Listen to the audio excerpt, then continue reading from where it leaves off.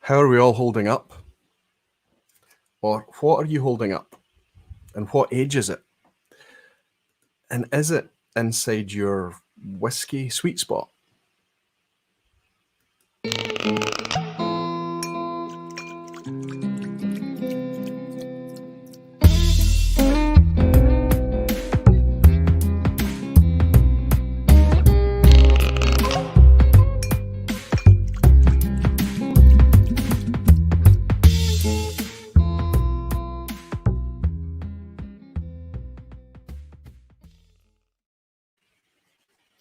Hello, whiskey folk. Welcome, everybody. Welcome to another Thursday night's vPub. I hope you're all doing very, very well, despite the horrific and continuing bewildering times that we all find ourselves in.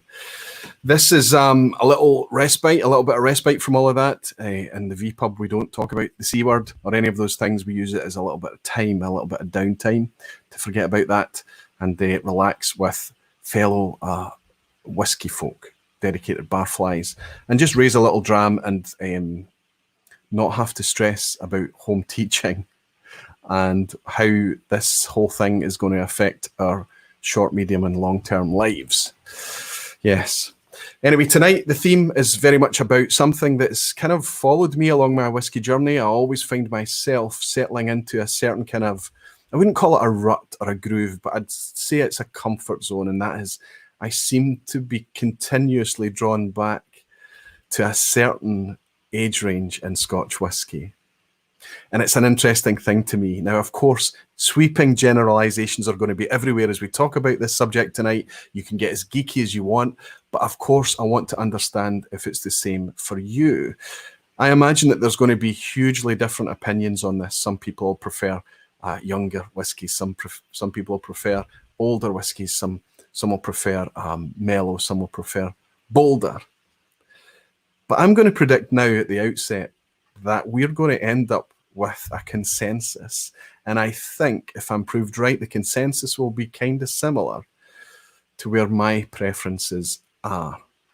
And we'll talk a little bit about how that's come to be. How can it be that for Scotch whisky? Is that going to be the way it's going to continue going forward? Is that going to continue being a preferred sweet spot for most folk? What's changing inside the whisky landscape in terms of production and presentation that could affect that? But one of the big things I want to consider in amongst all of this, it's far too easy to get drawn towards the really, really special whiskies, things that are perhaps just priced a wee bit out of reach for most people. So I'm going to try and place this firmly in the context of whiskies that we can still reach out and buy and enjoy and feel comfortable recommending to friends who are enjoying a whiskey journey too. So it's got to be kind of that sweet spot and provide a bit of balance of good value as well. Fantastic to welcome so many of you in. How are we getting on this evening? Let me just see that the feed is looking okay. The chat, let me pull up the chat of all you fabulous whiskey folk. Got you here. Dave Cummins is in. Good to see you, Dave. Dave was supposed to be over here in Scotland. Obviously, we've had to postpone lots and lots of arrangements. And Dave coming to sip his first ever Scotch whisky at Glengoyne was one of those, but it's good to welcome you in here, Dave. I hope you've got a nice cup of tea or something instead. Thomas McCrory, my friend Thomas, is in from over just not, you're quite local here, Thomas, aren't you? Airdrie, Coatbridge, that kind of area. I hope you had a nice sunny day like we did over that end as well. Good to have you, Thomas. Dave Evans is here. Eric Evanson is here as well. Just sent a package off to you today, Eric. Should be with you very soon. Rolf over in Norway, fantastic. I sent one to you too, my friend. Tabitha Adams, yours is still here. I just got your address today, Tabitha. Sending out a bunch of stuff, but I'm finally caught up. I have nothing left to ship out apart from Tabitha and one other package. There was something won by Whiskey Wow. Whiskey Wow won a prize from me, and I can't find any communication I've had with them. I feel like I've had it, but I don't know if it's come in direct message or email or through the YouTube comments. I just can't find any mention. So if Whiskey Wow, if you're out there, or if anybody knows who he is, I've got a package here to send to him, and it would be nice to have an address. It's probably me that's lost it all, in all honesty. Andy C is here. Good to have you, Andy. Another local guy, as well as Helen as well. Hell's Wood. Jean de la Cuisine, fantastic, Jean. Good to have you in. Jimmy Jazz. Wonderful to have you back again, Jimmy. I hope you're doing well over in Massachusetts. Everwind is here. Good to have you as always, Everwind. Ahoy, Maltmates. Ahoy back to you, Everwind, as well. Good to have you. John O'Brien is here. John, fantastic. Good to have you in. And he's playing with the new emojis. I upgraded or refined a couple of the emojis and added a couple of new ones as well. Che Francis is here. Espen Anderson, good to see you, Espen. Good to see you, Che. Gregor McQuee from Oregon is here. Good to have you, Gregor. Graham Fraser, Desiv Leland, Marku, Menos Multi-Mission, Richard Hall. You'll see Richard a wee bit later. He's hopefully going to participate tonight. The Unidentified Stock, Ardbeg 25 for 1. Yeah, I hope you're giving us an example of something that's just a wee bit out of reach in terms of price, my friend. But it looks like a new name, and it's good to welcome you in. Mark Goins is here saying, I like 15 to 16 years normally Aquavitae. And he's got an emoji bottle, a new bottle emoji. There's actually a nice wee response I had on Twitter. I think what we'll do is I might actually read out the Twitter responses to the tweet I put out when I was talking about this very vPub tonight.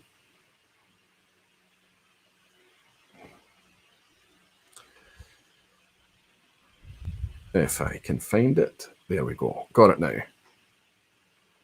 So read out these tweets because there's quite an interesting theme that you'll pick up from the tweets. So when we get to that a wee bit earlier, when we get on the topic, I'll go through that. Who have I missed? Era McFault, good to see you, Era. Scott Adamson is in tonight. Wonderful to have you, Scott. Scott is the brand ambassador at Tomatin, who is in charge of pulling together the Lockdown Whisky Festival.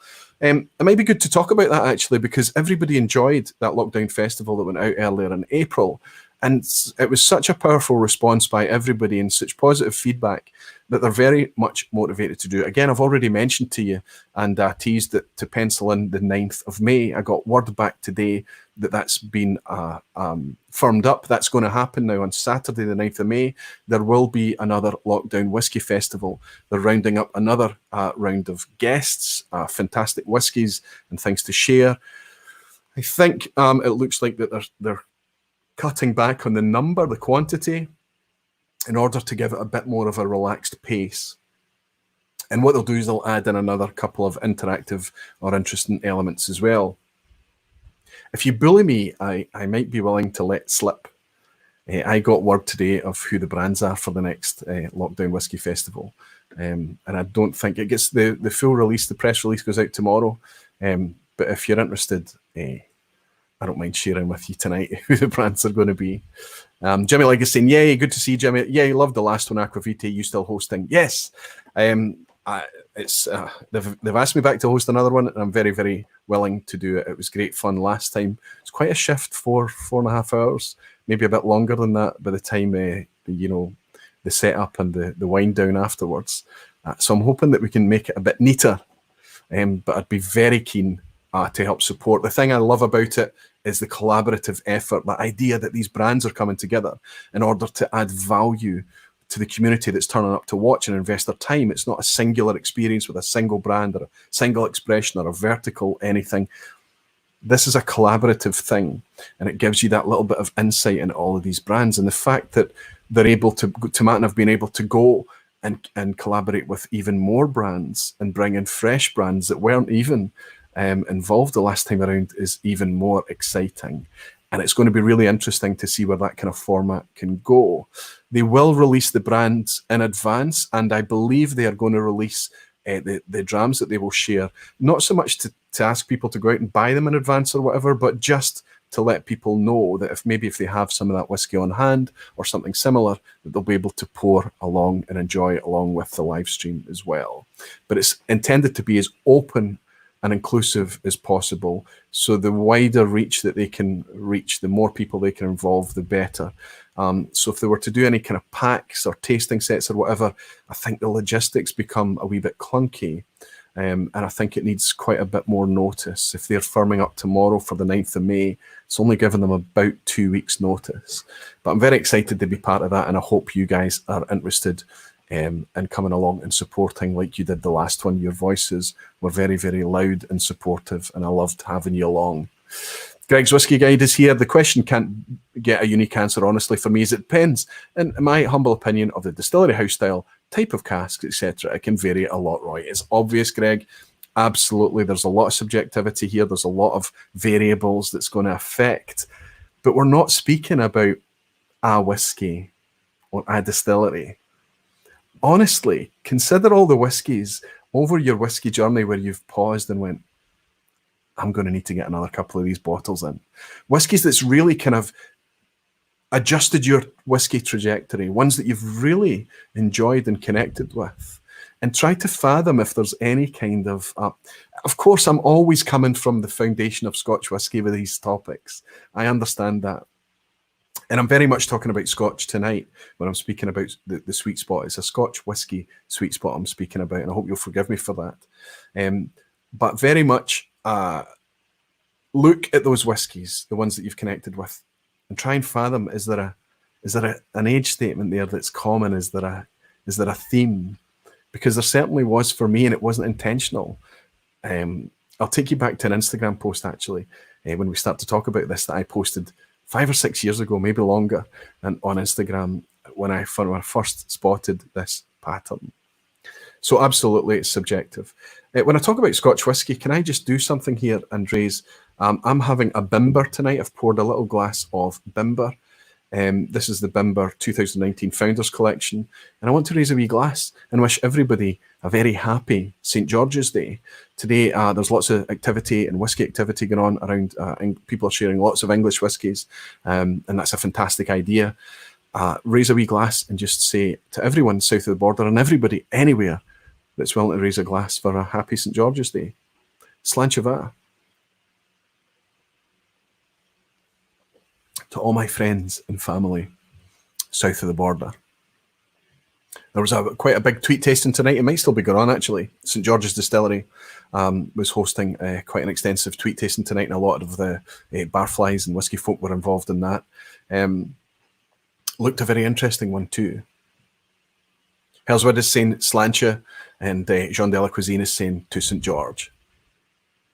Eric Evanson is saying, purchased my first Glengarry 12 and could not wait to open since you talk about it a lot. Glengarry 12, smashing whiskey. It is a decent whiskey. And I have to say Glengarry as a distillery is one that tends to fly under the radar a wee bit. I was thinking about it recently as I was going through and putting the quiz together. There were a few distilleries that struck me that I feel like I haven't spoke enough about. Glengarry was one of them. Another one was Aberlour. I don't seem to talk a lot about Aberlour.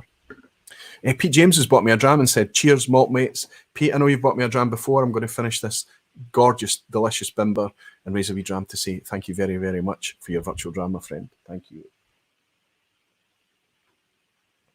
And I hope you're excited about the Lockdown Festival. I think it's going to be a lot of fun. I'm just going to tell you who's involved. I think it's the right thing to do. I can tell you that I wrote it down. Okay, I can tell you that the 9th of May Lockdown Whisky Festival will have Old Pulteney, will have Glengoyne, also Douglas Lane, Blanton's. So we're going international. I know that we had Paul John last time, but Blanton's is a fantastic one to come in. We'll also have Tamdhu. We'll have McMeera, another international brand. And we'll have Rassi, a new distillery, the Rassi Distillery as well. Plus some other wee concepts and ideas to kind of mix it up a little bit or add in a switch of pace. So I'm already keen. That's already interesting to me to have those brands on board. And as time goes forward, I can only imagine that more and more brands will be interested in collaborating in these kind of events. Shane is saying a big thumbs up for McMeera. Absolutely.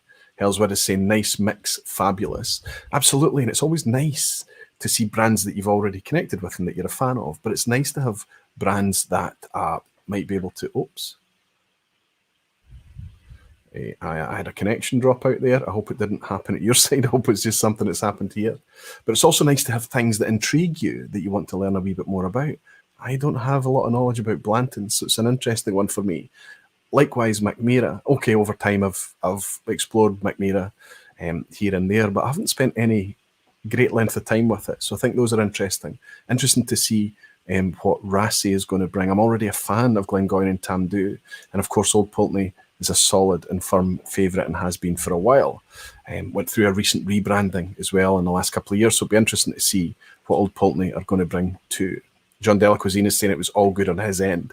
Might have just been my PC, but everything paused briefly for a second.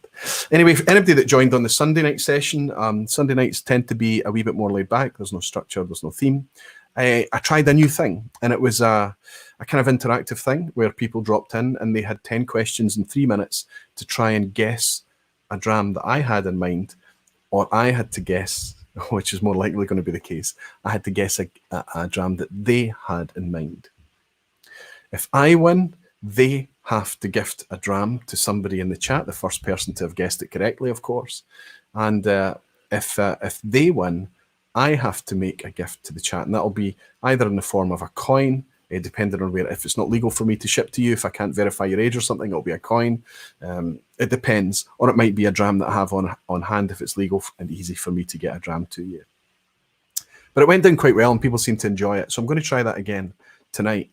But what I'm going to try tonight is the clunky part of it is to work out how to share the link, because I'm going to have to give people the broadcast link to come into the broadcast studio. And it's going to be difficult for me to manage if lots and lots of people just drop in there and I don't know who they are and things. So I'm just going to tread carefully for a while and play it out, see what the feedback is, see what the response is for that kind of interactive game. I'm not going to go through chapter and verse on the rules. You maybe saw it on Sunday, and if you didn't see it on Sunday, you're going to pick it up really quickly. But I've got the Nottingham Whisky Association joining me tonight, and we'll get to meet some of those guys. They've founded very, very recently. I was a participant in their inaugural online meeting, social distancing compromises, and it was a pleasure to put names to faces. A few of them I've met in the past, but it's nice to see that thing happening, this community building, those connections being made, and clubs being conceived. It's really inspirational for me. I've always said, if you have an idea to start a club, if you're in an area where there isn't a club, if you want to get a club going and you think I can help in some way, I'm happy to support. I'm happy to give you a shout out of some description. Just reach out to me. I'd be happy to try. Stevie is saying, I'm still figuring out the international shipping aspect of this all. Yes, of course, Steve. Listen, if anybody has any discomfort about shipping anything anywhere because they can't verify the recipient, or they're not sure about the legality of it, I will shoulder the responsibility and I will ship a coin, an Aquavitae coin, as a prize. These are a whiskey challenge coin. I'll take care of it. And the responsibility shouldn't be for anyone to take on anything that they're worried might not be a responsible thing to do. Billy Saunders is here just popping in to say good luck with Nottingham Whisky Association, guys, and the Blind in 10, working tonight, Slancheroy, take care. So Billy is part of the Nottingham Whisky Association and he couldn't participate tonight. And I believe that Fraser Bell, another participant, is unable to take part tonight as well. I believe that's the case. Anyway, I'm going to pour something. And I'm going to pour something that is on theme. I'm going to try and keep it out of shot because I don't think I'm ready to let the cat out of the bag. I feel like there's a lot of justification needs to happen before I can share my thoughts on this. I have to kind of talk about a little bit of my journey and why I've ended up in this scenario. Steve is saying it's not so much discomfort as figuring out the mechanics. I can help you there, Steve, honestly, so we can work out. I don't remember who it was that won your prize, but I'll be able to help you there as well. And even if it's me sending them a dram in the meantime, I know that you're good for credit, Steve, and I'll pick it up the next time I hang out with you in the States. Eric Evanson is saying, have you had the Glengarry Founders Reserve? Due to NAS, I was hesitant on that one. I found it peppery and hot, honestly. I found it a wee bit hot. was one of those ones that you had to leave open. The bottle settled after a while, and it got much better as an open bottle. The 12 was just that bit more mature. Maybe you're on topic tonight. At 12 years old, it settled that little bit. It was less fiery to my palate. And of course, in Glengarry, the presentation's good. It's up a wee bit higher ABV at 46%. So you've got to take that into account as well. But I prefer the 12 over the Founders Reserve. Absolutely, Eric. Skogsmard is saying, get both the Macmira Sven Ek Swedish Oak and Sven Rock Swedish Smoke. It's the same whiskey. The only difference is that one is unpeated and one is peated juniper smoked.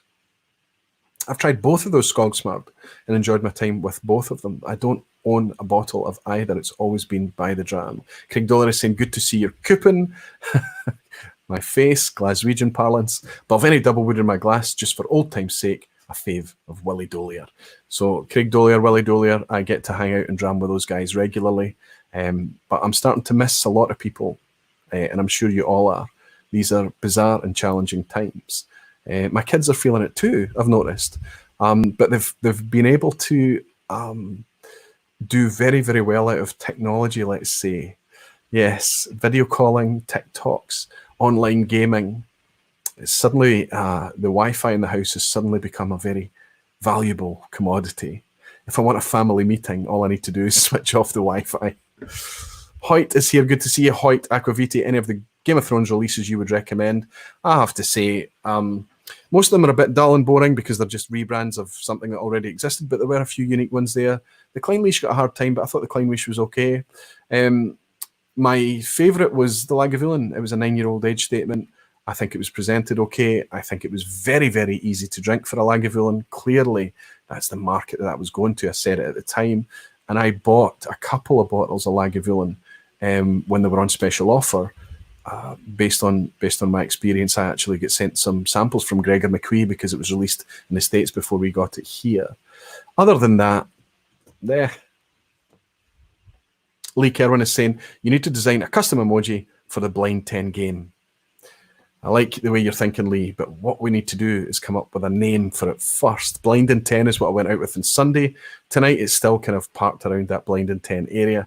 It could be your round, whose round is it? There's a discussion going on Patreon right now about what we should call it, and I'm going to kind of distill out what my favourites are, and they put a little poll together and let the kind of community name it, I think, unless I'm inspired with something in the meantime. But we're still going to play it, even though it doesn't have a name. The fact that it doesn't have a proper name yet isn't going to stop us trying to play it. I see that Welsh Toro is in. Good to see you, Welsh. Good to welcome you in, my friend. I caught your little icon there as I was scrolling down. Neil Cochran is saying, my kids are also feeling it, especially since I locked them in the hall cupboard. Oh, Neil, I just so know where you're coming from. Teachers are not paid enough. I hope that my kids treat their teachers better than they teach their parents. Whiskey Novice is saying our Wi-Fi went down this morning, Roy. Talk about panic. I know. It's more valuable than the water. Eric Evans is saying is the Game of Thrones Talisker was good as well as the Dalwhinnie. Hoyt is saying it just picked up the Lagavulin. Excellent. Hellswood Helen is saying distill out, see what you did there. Absolutely. Reactive Ash looks like a new name. None of the Game of Thrones releases were outstanding. The Lava, maybe he's meaning Laga, came close, but not even close to the Laga 8-year-old. I am a sucker for the Lagavulin 8-year-old. But I think the 8-year-old, where it's much a purer, cleaner, fresher, brighter Lagavulin experience, 48%, so it was a little higher. I think the Game of Thrones was 46. I felt that there was a nice soft roundness to the Lagavulin 9-year-old on the Game of Thrones release, much more approachable dram. And I could see it being enjoyed by even people that enjoy Lagavulin, that enjoy Islay whiskies. They could, often because of the Game of Thrones thing, if you tell them in advance, they're maybe going to prejudge it. It's nice to try these things blind. Why not Whose Dram Is It Anyway? It was already suggested. It was one of the ones that, or I think it was Whose Round Was It, and I spelt it wrong. I put an apostrophe S in. But yes, Whose Dram Is It Anyway is a good idea. And there's lots of kind of suggestions along the lines of game shows and things. Luna Aaron, good to see you, Luna, saying the Lagavulin 8 is such an epiphany for me. so great. It's that sugar sweetness, that lovely kind of powerful leading with that powerful smoke, and then being left with this really sweet liquid on your palate. I mean, the Lagavulin 8 is, and I know that it was different when it first came out, the 200th anniversary. You could maybe suggest that it was a wee bit better than the ones that came out afterwards, but it's nothing in it. You're not going to pick it up blind. The core Lagavulin 8 at 48% for the price it's out there at, I'm very happy that it exists. For anybody that's a Lagavulin fan, honestly. Okay, so let's have a look at the time, and let's try and before we get into the theme tonight, we'll get in our guests so they can go off higher and try this game show thing. So all they're going to do, they're going to come on. I'm going to ask them if they are asking or answering. It's much easier to answer than it is to ask. Be interesting to see how many people are brave enough to ask the questions. They've got 3 minutes, and they've got 10 questions, or I've got 10 questions to try and guess the blind hidden dram. So let's get up the timer. Let's set it to 3 minutes and bring in the first of our participants this evening. This is the first time I think he's been on the show, but you're all going to know his name. James Burgoyne, how are you, my friend? Roy, I'm good, thank you. Hello, everybody. Fantastic to welcome you in, and it's fantastic to welcome in the Nottingham Whisky Association too. You've only had one meeting so far, right?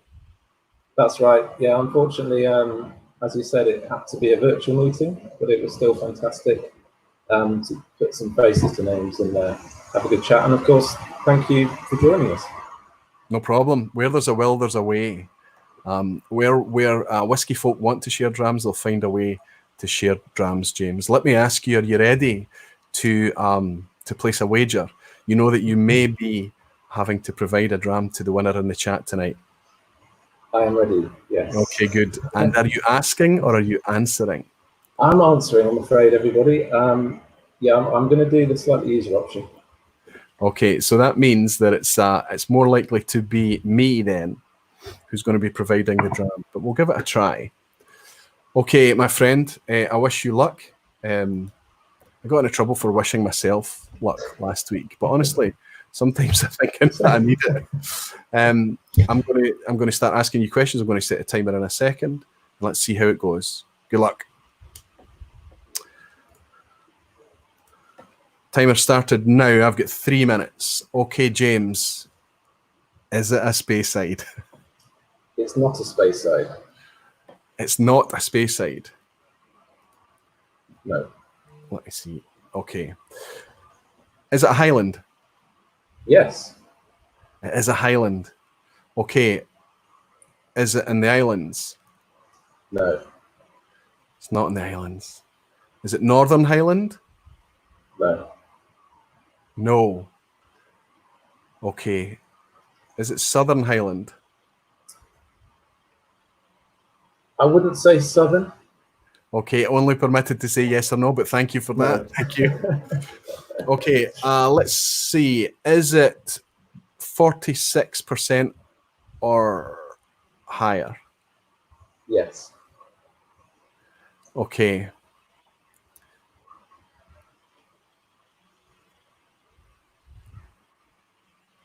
I don't have much to choose from.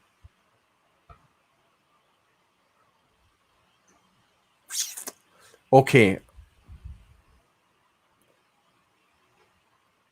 Is it owned by one of the big blending companies? So yes. By that I mean Pernod Ricard, Diageo, Edrington.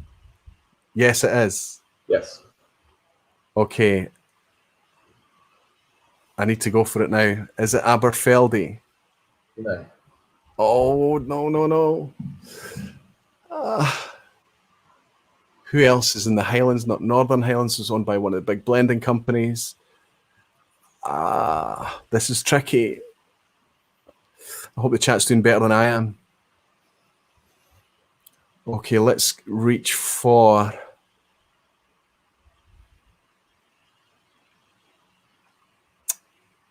Could it be Tomatin? No.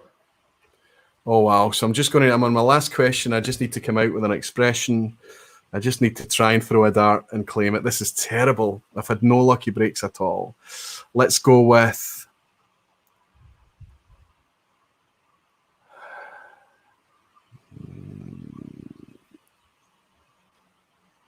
Anok 12. Whoa, so close. What is it? What is it? Oh. Anok 24. Wow, got a distillery. See, if you'd have got that a little bit earlier, I think you'd work that out. I would have needed a bit more help to hone in on Anok to get there earlier. Because it's kind of in the middle to the east. I was hoping you were going to say, is it in the east? You know, yeah. It's kind of east and middle, isn't it? Yeah. Yeah, and as soon as it, well, there's we're out of time. And as soon as I realised that, that I think that's going to be the difficult thing about this game. I think Highlands are going to be difficult, and how we divide up the Highlands and how we work out where it is. But damn, I was so close. I was so close. That would have been amazing. But I wasn't brave. It's kind of in Speyside, isn't it? Sorry? It's kind of very near Speyside as well. It's almost Speyside. Absolutely, yeah. It's almost Speyside. James, one. well done. I have to gift someone in the chat something. Whoever said Anok 24, even if it was after it was revealed, whoever wrote in Anok 24 first gets a prize. Well done, my friend. You've beaten me. Thank you for participating, James, and good luck with the Nottingham Whisky Association. I'm going to speak to one of your compatriots now. Cheers, my friend. Okay, let's bring in another member of the club and say hello to Richard. Richard Hall, how are you, my friend? I'm good, thank you, Roy. How are you? Not very happy. So, maybe you can help me feel a wee bit happier. You'll be all right in a minute. Okay, so one of the things that people might be able to pick up about this is it has to be core range, has to be something that people can get their hands on, people that recognise that something that's well known. It'd be easy to break this game by going for really obscure, bizarre, odd things, batch releases, or we're trying to keep it, let's say, as level as possible. So have you got a core range product on hand? Or let me ask you first, are you asking or answering? I'm answering, Roy. Thank you, Richard. Okay, I'm asking again. Okay, good. So you've got something on hand. Yeah, I have. Here it is. And Does the colour help? If I guess it, you are prepared to ship a dram to somebody in the chat, yes? Absolutely. It's all packaged up and ready. Okay. If there's any issues, if you can't verify the person or if there's gets you in any trouble at all, I'll shoulder it, of course, and I'll send them out a coin instead. Okay, my friend. Good luck, Richard. And let's see how we go on. Let's see how I get on. Okay, I'm going to change tack. I'm not going to ask the Speyside one again. Is it a Highland? No, it's not a Highland. Is it a Speyside? No, it's not a Speyside. It's not a Speyside either. Is it an Isla? It is an Isla. Good.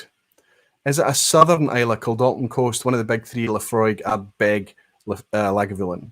No, it's not. Okay. Does it have an age statement? No, it doesn't.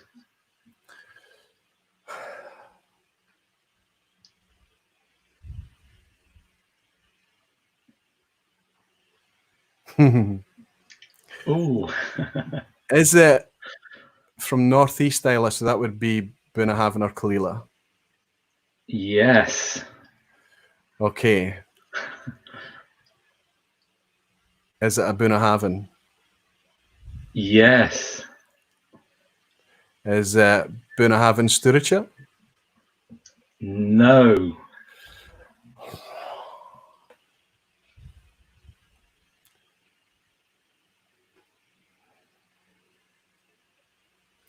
I'm just going to have to try going through because I'm going to just assume that if it's core range, they're all going to be the 46.3 releases. Okay, I'll just ask, is it 46.3% ABV? It is. Is it Cru Avona? No. Oh, last one. Non-age statement, Bunnahabhain, core range.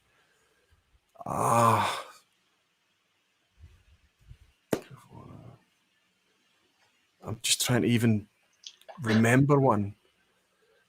Sturridge. struggling to remember. Forgot to start the timer.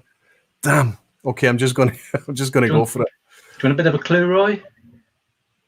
Aye. Yeah. There's a bit of smoke to it.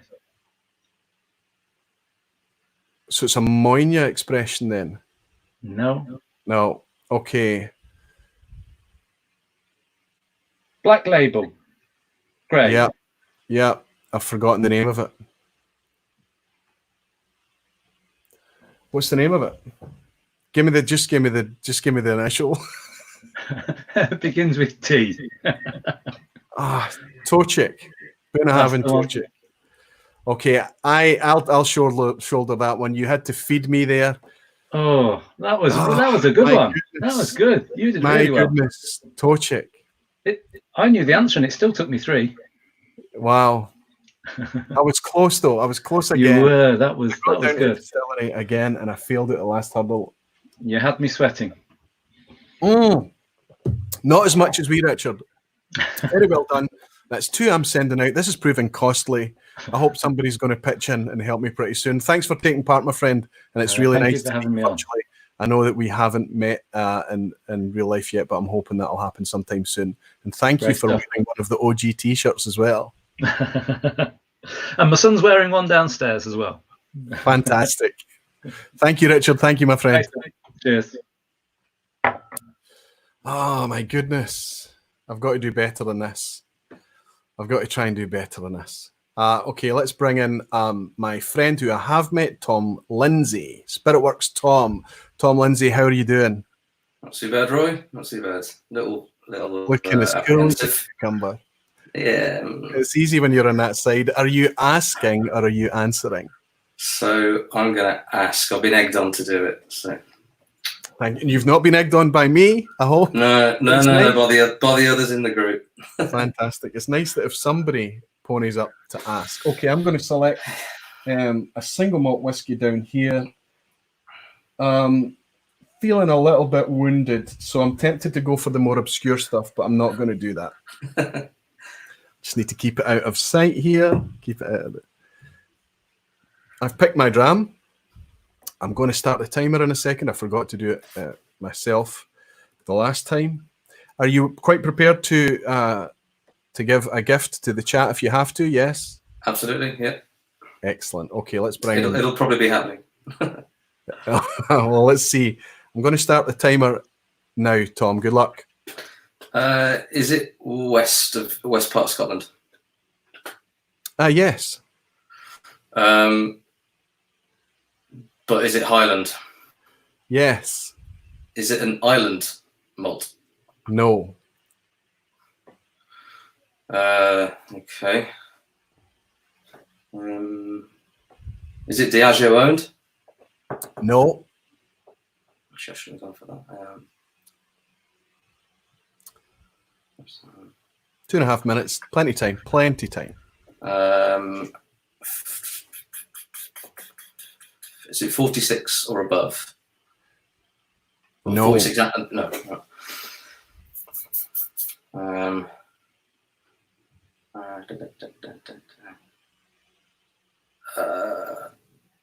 Oh no, it's not. It's throwing me off now. You're a brave man.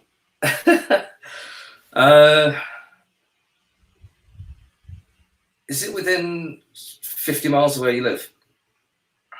Yes. Is it a Glengoyne?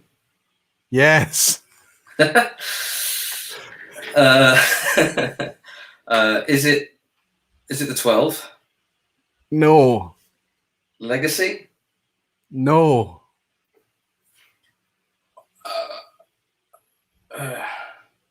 What's the other one? 18? No. Is that, am I out of guess? Is that it? Or No, you've got one more. they got a 15 as well. They have. Is it the 15? Oh, goodness. No. It's the 21. Ah. I want to. I should maybe have a camera sat here actually, so that I can pull the camera in and show that I don't have a selection of Glengoynes. It was always the 21. Tom, that was even closer than I got. It's just bad luck. And I don't know. It makes me wonder if should we bring age in earlier? You know, in terms of is it older than, is it younger than, rather than. But I could see you were so close, and you got Glengoyne early enough. I could see the temptation to just go straight in and try and grab some questions and pull them out the air. I caught myself by surprise getting that just to do so early. So yes, didn't ask the right questions after that. You pulled yourself right back because you were way off. You weren't sure where to go, and then you said, "Is it local to you?" Or and you managed to get it back together. So close, my friend, so close. Was it you that's responsible for starting the Nottingham Whisky Association, or is it some of you guys just got together and worked it out? Or it's initially James Burgoyne wanted to. James wanted to start something, and we were talking a while ago about it. And we were supposed to meet on the 15th in Nottingham, which is why we had that inaugural meeting online, which you took part in as well. Which I dropped in on. James was the initial driving force behind it. Brilliant.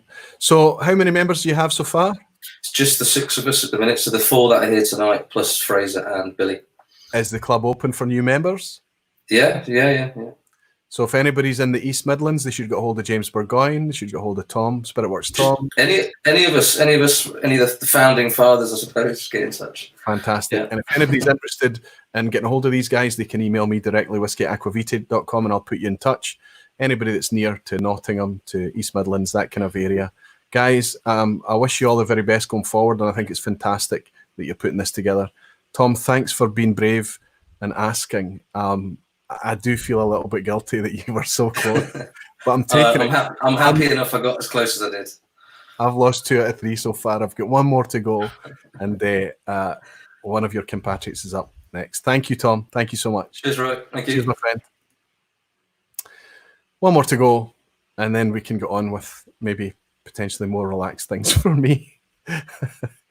Okay, let's bring in Simon Ray from the Nottingham Whisky Association. Simon, we've met before. Good to see you again. We have indeed. Hi, Roy. Thanks for having me. Evening, everyone. You're very, very welcome. Are you ready for this? You know how it goes, Simon, don't you? As ready as I'll ever be. As ready as you'll ever be. Well, I'm down 2 for 3 so far, and I need to say, are you asking or are you answering?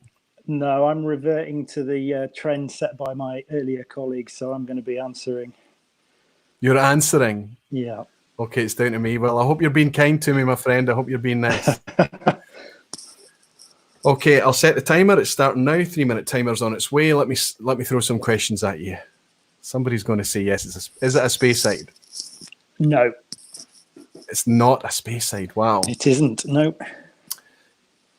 Is it Highland? It is.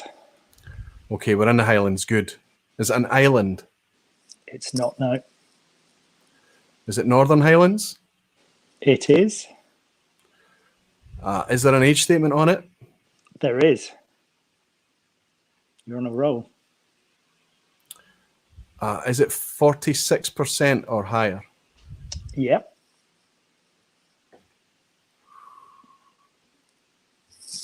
Is it owned by one of the big 3 blenders? By that I mean Edrington, Diageo, Pernod Ricard?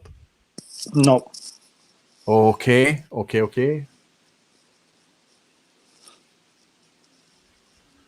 Northern Highland.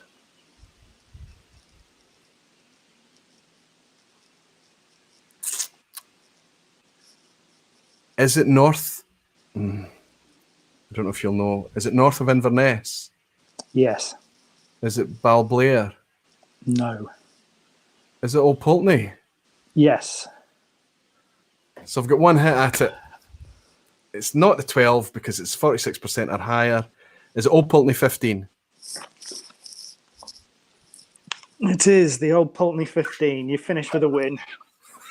I pulled victory from the jaws of defeat. I'm very, very happy. Oh, you were on a good roll there. I'm very, very happy to get that at the end.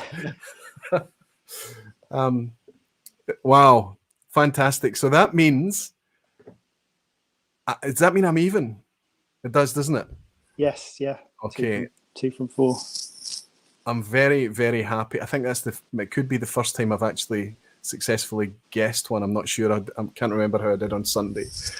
Simon, thank you so much. That means that you are you're going to be sharing a dram. If there's any trouble with you sharing a dram with anyone, Simon, get in touch with me. Of course, Okay. I'll pick it up and I'll take care of it. There's no issues there at all. But thank you so much, my friend. Thanks for having me on. You've suddenly become my favourite member of the Nottingham Whisky Association. All the best with everything, Simon, and I'm looking forward to raising a glass with you again. Cheers, my friend. Cheers. Sláinte Sláinte. So there we go. That's stressful for me. I think that's what's going to kill this game off. Asking is tough. Anybody that's willing to come on and do the asking is definitely cancel that timer this time. Has definitely got the hardest. Has chosen the hardest route, but it's good fun. And I have to say, it's based on the idea of something that we used to do in the pub. We still do in the pub. I say used to, like those days will never come back again. They will come back again.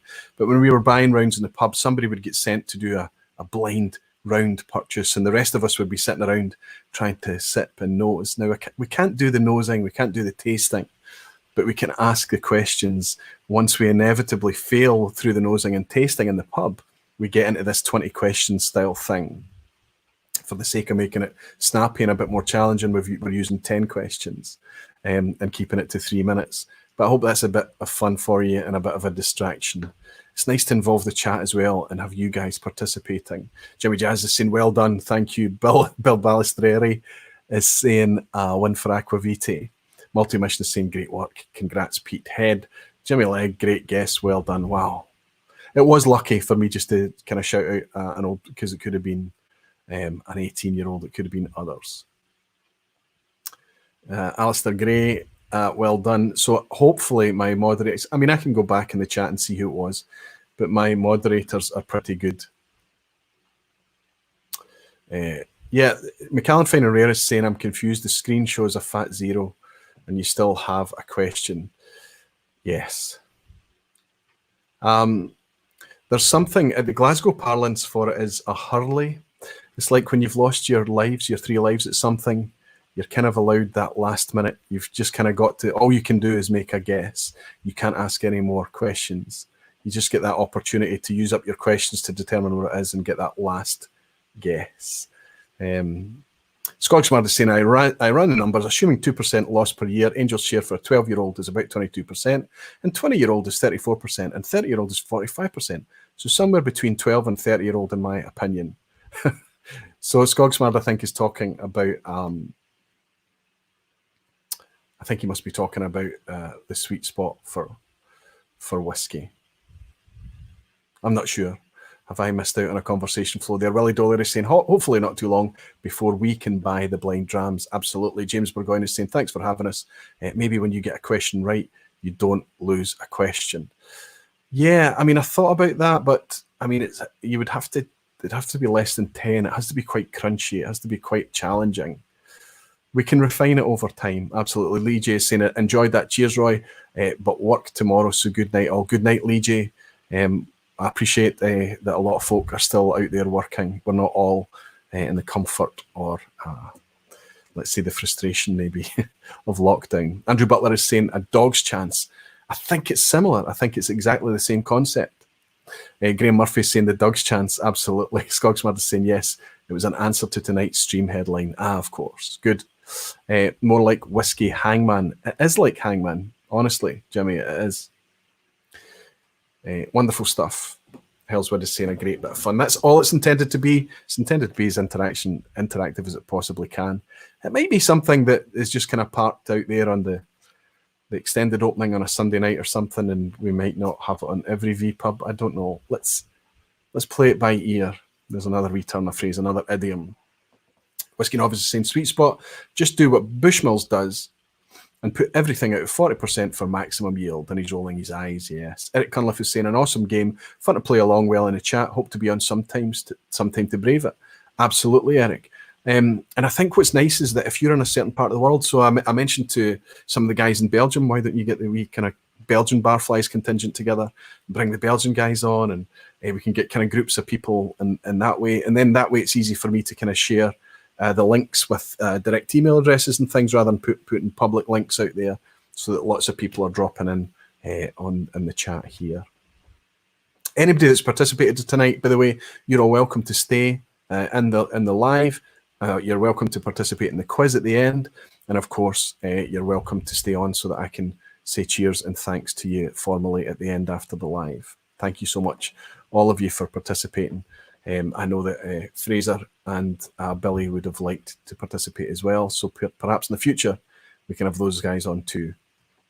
Jimmy Legs is saying it's a fun game without giving away the drams. Less stress that way. Is it a fun game without giving away the drams?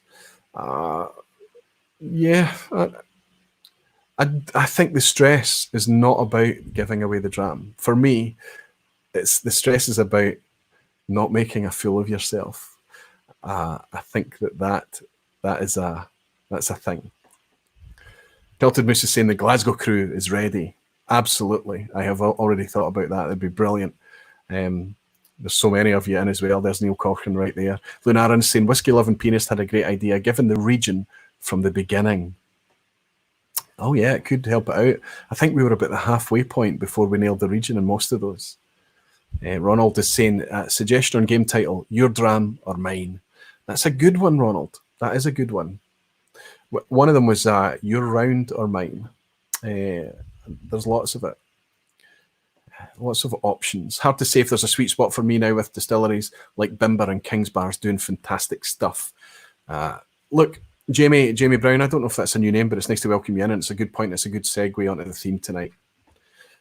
We have to talk, when we talk about the subjective nature of this, yes, I agree that it's going to be subjective. It's going to be based on your own experiences and preferences. But what I find fascinating about this, let's imagine that everybody just declared a Scotch at 21 years old to be the sweet spot. That's where it is.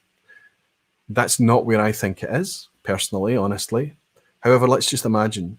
What we're actually talking about then is Scotch that was made 21 years at least ago.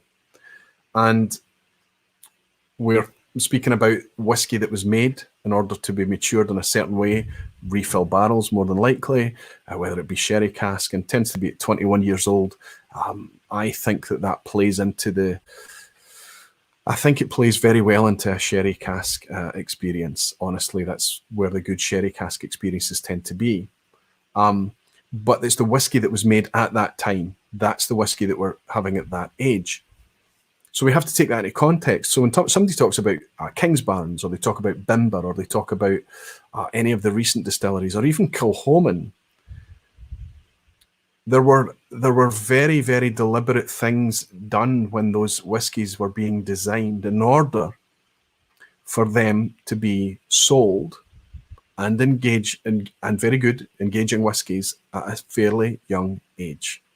They knew that perhaps they were not going to be going out and making lots and lots of gin or doing other things. They knew that they were going to have to be selling a whiskey and getting return on the whiskey at a fairly young age. Whereas maybe distilleries like Daft Mill that weren't under the same kind of constraints and pressures, they knew that they were going to design a whiskey that was going to be in refill barrels for a significant amount of time and maybe crafted for a very specific traditional lowland style, perhaps. So it's really interesting to me that a lot of it is going to be to do with how the whiskey is conceived at the outset, at the very, very beginning. Fermentation times, how the distillation is going to be at this. I know that Jim Swan was often contracted in, and one of his remits would have been, we want something that's going to do this at this stage. And the style of whiskey would be built potentially around that setup. And then the casks, the quality of casks that it goes into is probably one of the biggest, most impactful things. How quickly the whiskey is going to take on that cask activity. So obviously first fill casks, much more active casks, recharred casks, things that impart flavour quicker are obviously going to have a huge part to play. But Scotch whisky is a very, very general style. Is very much something that goes into refill casks more often than not. I'm going to uncork at least one whiskey tonight, potentially two. And it's intended to share with you points in my whiskey journey that have made me think along this way. I love whiskey that's younger than 10 years old. I really, really do. But it tends to be, if I love it, it's from an active cask or it's a peated Islay. I love whiskey at 10, 12, 13, 14 years old. I love that whiskey. But I often feel that I'm willing to pay a bit more to get a bit more age out of it oftentimes. I think that that's the 10-year-old, the 12-year-old is a perfect balance of age versus engagement. You can still get lots and lots of wonderful whiskies, sub 30, sub 40, sub 50 pounds. Things that you can buy, you can have on hand, you can build a decent collection on 10-year-old, 12-year-old whiskey. And they're wonderful.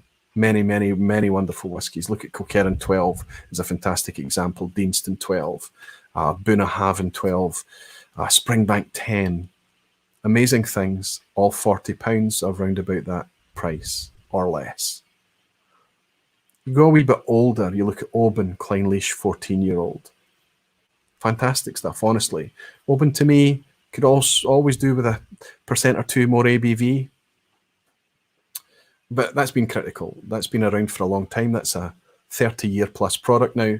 And it was always out at that ABV in that presentation. But then you go a wee bit older and you get into the 15, the 16, 17, 18-year-old product. There was a time where I couldn't spend any more than about £50 on a bottle of whiskey. That was my limit. And then I met the Whiskey Rev. And he bought far less whiskey than I did. But he spent more money on the whiskey. So I would have 3 or 4 bottles to share with him, and he would bring round 1. But he was quite happy to pay £100, more than £100 of occasion.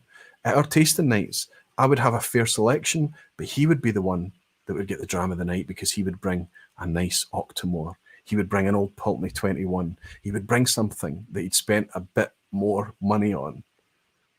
And that helped my journey hugely. But it also helped me adjust. And I say helped. It meant that I started to become more comfortable spending more money when I realized and learned the extra engagement that you could get. Now, it drops off quite quickly to me because above 20 years, above 21 years old, above 19 years old, honestly, whiskey becomes very, very expensive quite quickly. All of the main producers, Glengoyne, Arran, Glendronach, all of the ones that have the standard core range that goes above that 20-year point, as soon as you hit that 20-year mark, you jump over £100. Sometimes it gets silly and it can really motor up quite quickly. Let's not even talk about Dalmore or Macallan or any of these kind of brand-driven things. We're talking about the ones that we're buying and able to afford. So the sweet spot, we have to take price into it. But more than anything, I want to talk about the whiskies that have moved me, the whiskies that I've had moments with, that I look at them and I think I panicking a little bit because I'm thinking about ways that I can always make sure that the whiskey is on hand, that I can try and relive that moment or those moments I had with that bottle again. And there was a common theme. And I'll share it with you now, and then I'll try and demonstrate it with you. I'll do that screen share again, and I'll share an Instagram post that I put out. I mentioned it at the start of the stream. I think it was 2014, 2015, so 5, 6 or so years ago, when I first noticed this pattern. And here it is. There's an Instagram post I put out just to say, look, these are amongst my most favourite whiskies. And that was at that point in time. Mortlach 16, Anok 16, both discontinued. Longmorn 16, discontinued. Lagavulin 16. Lagavulin in 2009 was the whiskey that I've often said it changed me from being a passive whiskey drinker, enjoyer, let's say, to somebody who became a whiskey geek. That was Lagavulin 16 that did that. And Dilluin 16.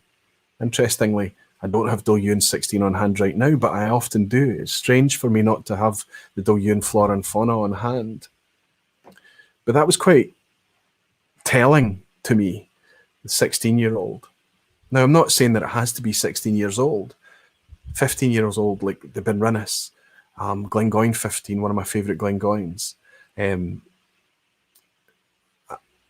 it's kind of in that area. 17 years old, like Old Pulteney 17, 18 years old, like the Allardyce Glendronach 18. I mean, it's very, very extreme cask driven, very sherry style, but I think I think the extra money for the 21 is only really worth it if you've got the money. It's not worth stretching yourself to that. You're good at the Allardyce. The 15, if you're enjoying the Glendronach Revival 15, it's a great price, about 65, 70 pounds, maybe a bit less. If you're able to afford that, then maybe you're able to go to the 90, the 95 or whatever to stretch yourself to that Allardyce. And I think there is more engagement there, still a sub £100. So that for me seems to be this magical sweet spot, this kind of Goldilocks zone for Scotch whisky.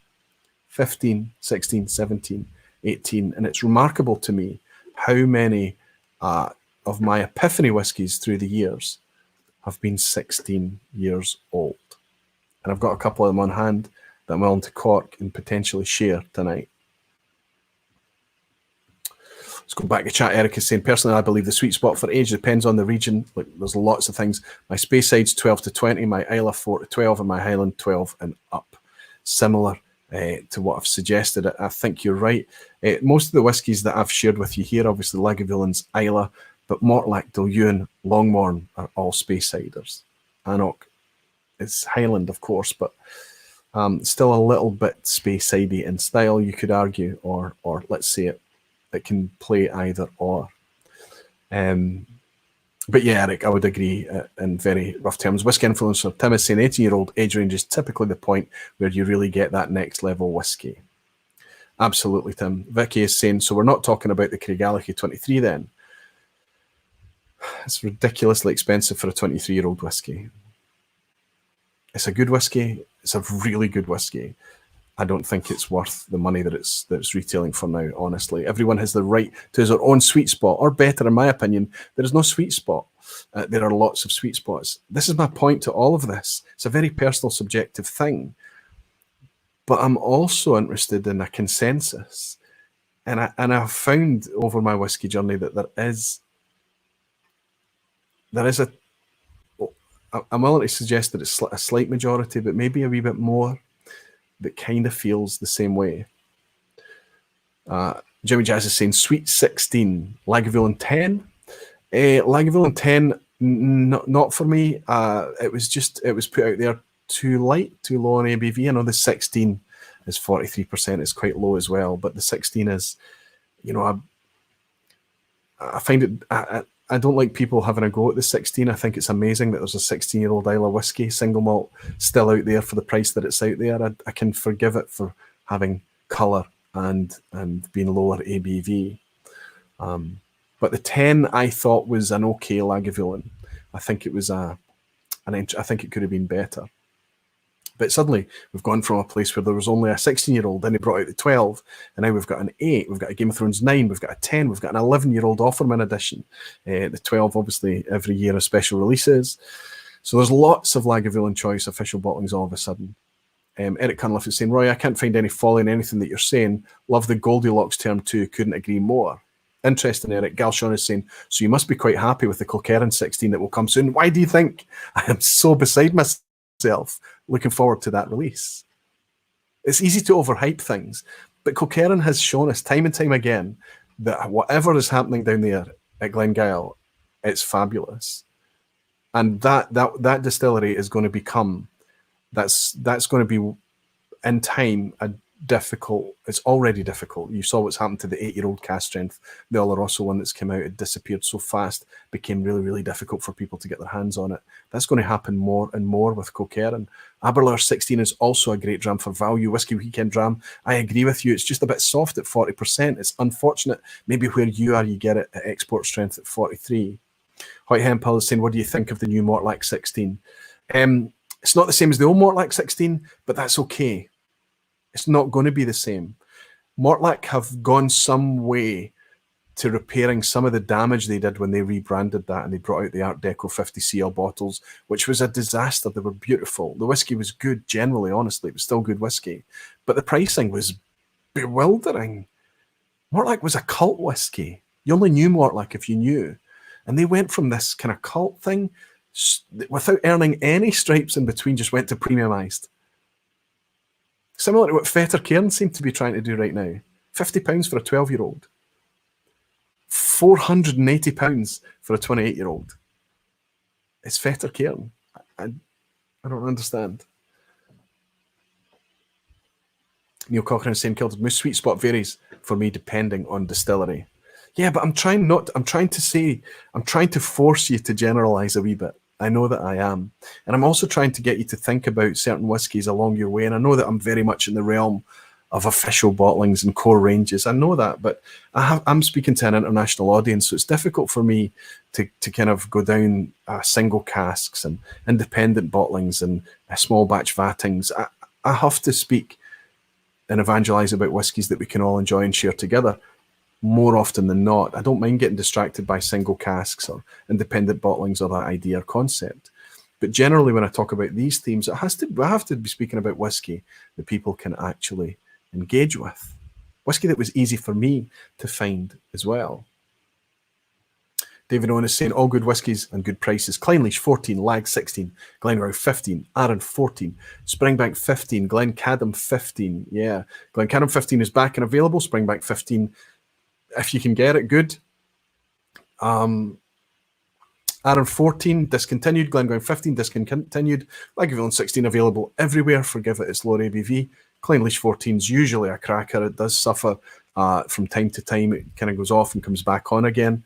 Clynelish 14, absolutely. And Diageo do a great job of the presentation on that one as well at 46%. Jimmy Legg is telling me to settle down. Aquaviti, one mention of Coquerin and the eyes get as big as the smile. I'm excited about the Coquerin 16. I'll make no bones about it. And look at this. Over my shoulder here, there's a whole display here. You can watch these levels disappear through these vPubs because that's my little Kilkerran spot there. And that's there because it's my producer of the year last year. Those guys, they not only brought some of the best whiskies. I mean, I really believe that Coquerin 12 is the best 12-year-old right now. Personally, I do. The 8-year-old cask strength is one of the best whiskies you can buy with a single-digit age statement on there. They're heavily peated, is one of the best young, bold peated whiskies you can get your hands on. And they brought wonderful single casks that were really difficult to get your hands on, honestly. The only one I have here is the Bourbon Cask 15. But they're all amazing. The Bourbon Cask 15, I can barely reach past. It's just evaporating, it seems. But that's why that little display is going to stay there, because they were bringing it at really affordable prices. Every whiskey I've mentioned to you, with the exception of the single cask, is very affordable and round about £50 or less. Amazing, amazing.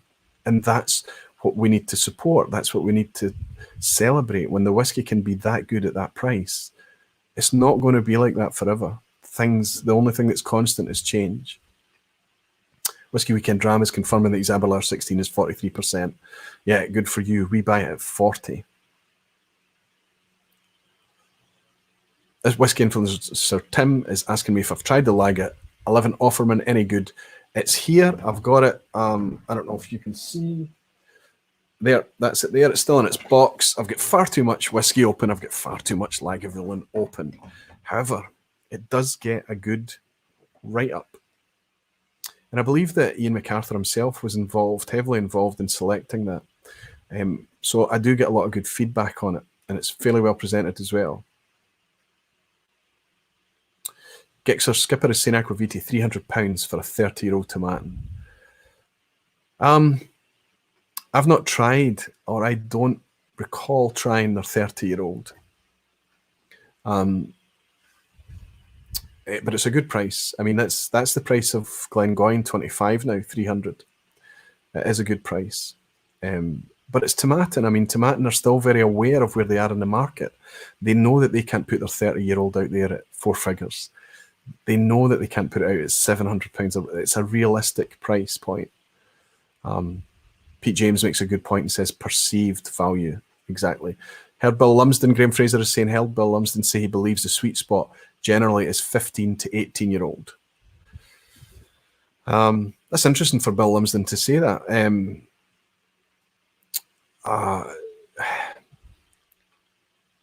Most of Glenmorangie is 10 years old. Then their core range goes to 12 years old. So it's they take their 10-year-old spirit and they put it in the extra casks for that extra 2 or 3 years or whatever finishing. And then they bring out the Quintaruban, the Nectar d'Or, and what's the other one? La Santa, the sherry cask one. And they're all 46%, except for La Santa. I think that's 43 in most markets, certainly in our market. But the Nectar d'Or and the Quintaruban is 46%. But the Quintaruban has recently had a bump in age up to 14. So I wonder if, and I have to say, but it's based on the idea of Scotch whisky being put in a refill cask for this amount of time. Scotch whisky is not in its sweet spot if you put it in a first fill bourbon, a super active cask, a first fill sherry. It's not. It's going to be very, very quickly. The spirit will be cancelled out by the cask way before you hit those mid to high teens. It's not going to. I'm speaking about Scotch whisky that's matured in Scotland in a refill cask for a longer time. Whereas time has had a voice, the environment has had a voice, as well as spirit and cask. Rob C is saying, 5 minutes of work left, don't leave. You've been my background music for over an hour. He's laughing. I hope that's been okay for you. On the nose 88, looks like a new name, Aquavite. Did you ever find what that bang, I think bang was a few weeks ago? Yes, I worked it out. You see the blue lights that's over my shoulders here? One of those popped a capacitor and one of those popped. I shared it on a live stream to let everybody know. But my wife still goes back. She's got that time stamped in, and when she wants a laugh, she goes back to watch that. She's shared it with all her work colleagues as well. It's a nightmare. White Hempel is saying Glenmorangie Signet was excellent. I tried and I really enjoyed the Signet way back when it was fairly new. I haven't bought any more recently. I'm not saying that I wouldn't, but it's a try before I buy now, because I think that maybe it was where I was in my journey, but to me, to my palate, the newer releases from Signet, when you try a wee dram of it, I remember trying it at an airport very recently, didn't have the same impact. Could be as much to do with me as the whiskey. Prestige Liquids WW's in. Andrew, good morning, Roy. I hope you've been well. I'm keeping very well, and hope you are down south as well, Andrew, my friend. Good to have you in. Hi, Laddie Whiskey Nerd is saying, just ordered Kilkerran 12 and 8 per your tip. Haven't ordered anything in 2 months, so I am due. Well, I'm glad you're due, and I have to say, if you're going to spend money on whiskey, that's a good place to put it, Rombout. So I hope you feed back to me and let me know how you got on with those. I don't know which batch of the 8 you're opened. The bourbon cask ones do very well after they've been open for a wee while, but they're fine from the get-go, honestly. But they get better. The 12 is just great. Greg's Whiskey Guide is saying, too much batch variation. Yes, Aquavite is probably talking about Signet. Jimmy Legg is saying, I haven't had any old Springbanks older than 18, but I like the 10 and the 12 cast strength the best. That's a great place to be. A lot of Springbank fans often don't connect. I think sometimes if you're after a really bold Springbank, it seems to be better at a younger age. They get a lot mellower and much more kind of cask driven the older they get. Obviously, that makes perfect sense. So you sometimes hear Springbank fans, but maybe it's the price. Once Springbank hits 21 and beyond, it gets really, really pricey. Let's face it, it's rare. There's not a lot of that around. But I do really, really like Springbank 18. I would probably choose the 18 by a nudge over the 15, but not by much.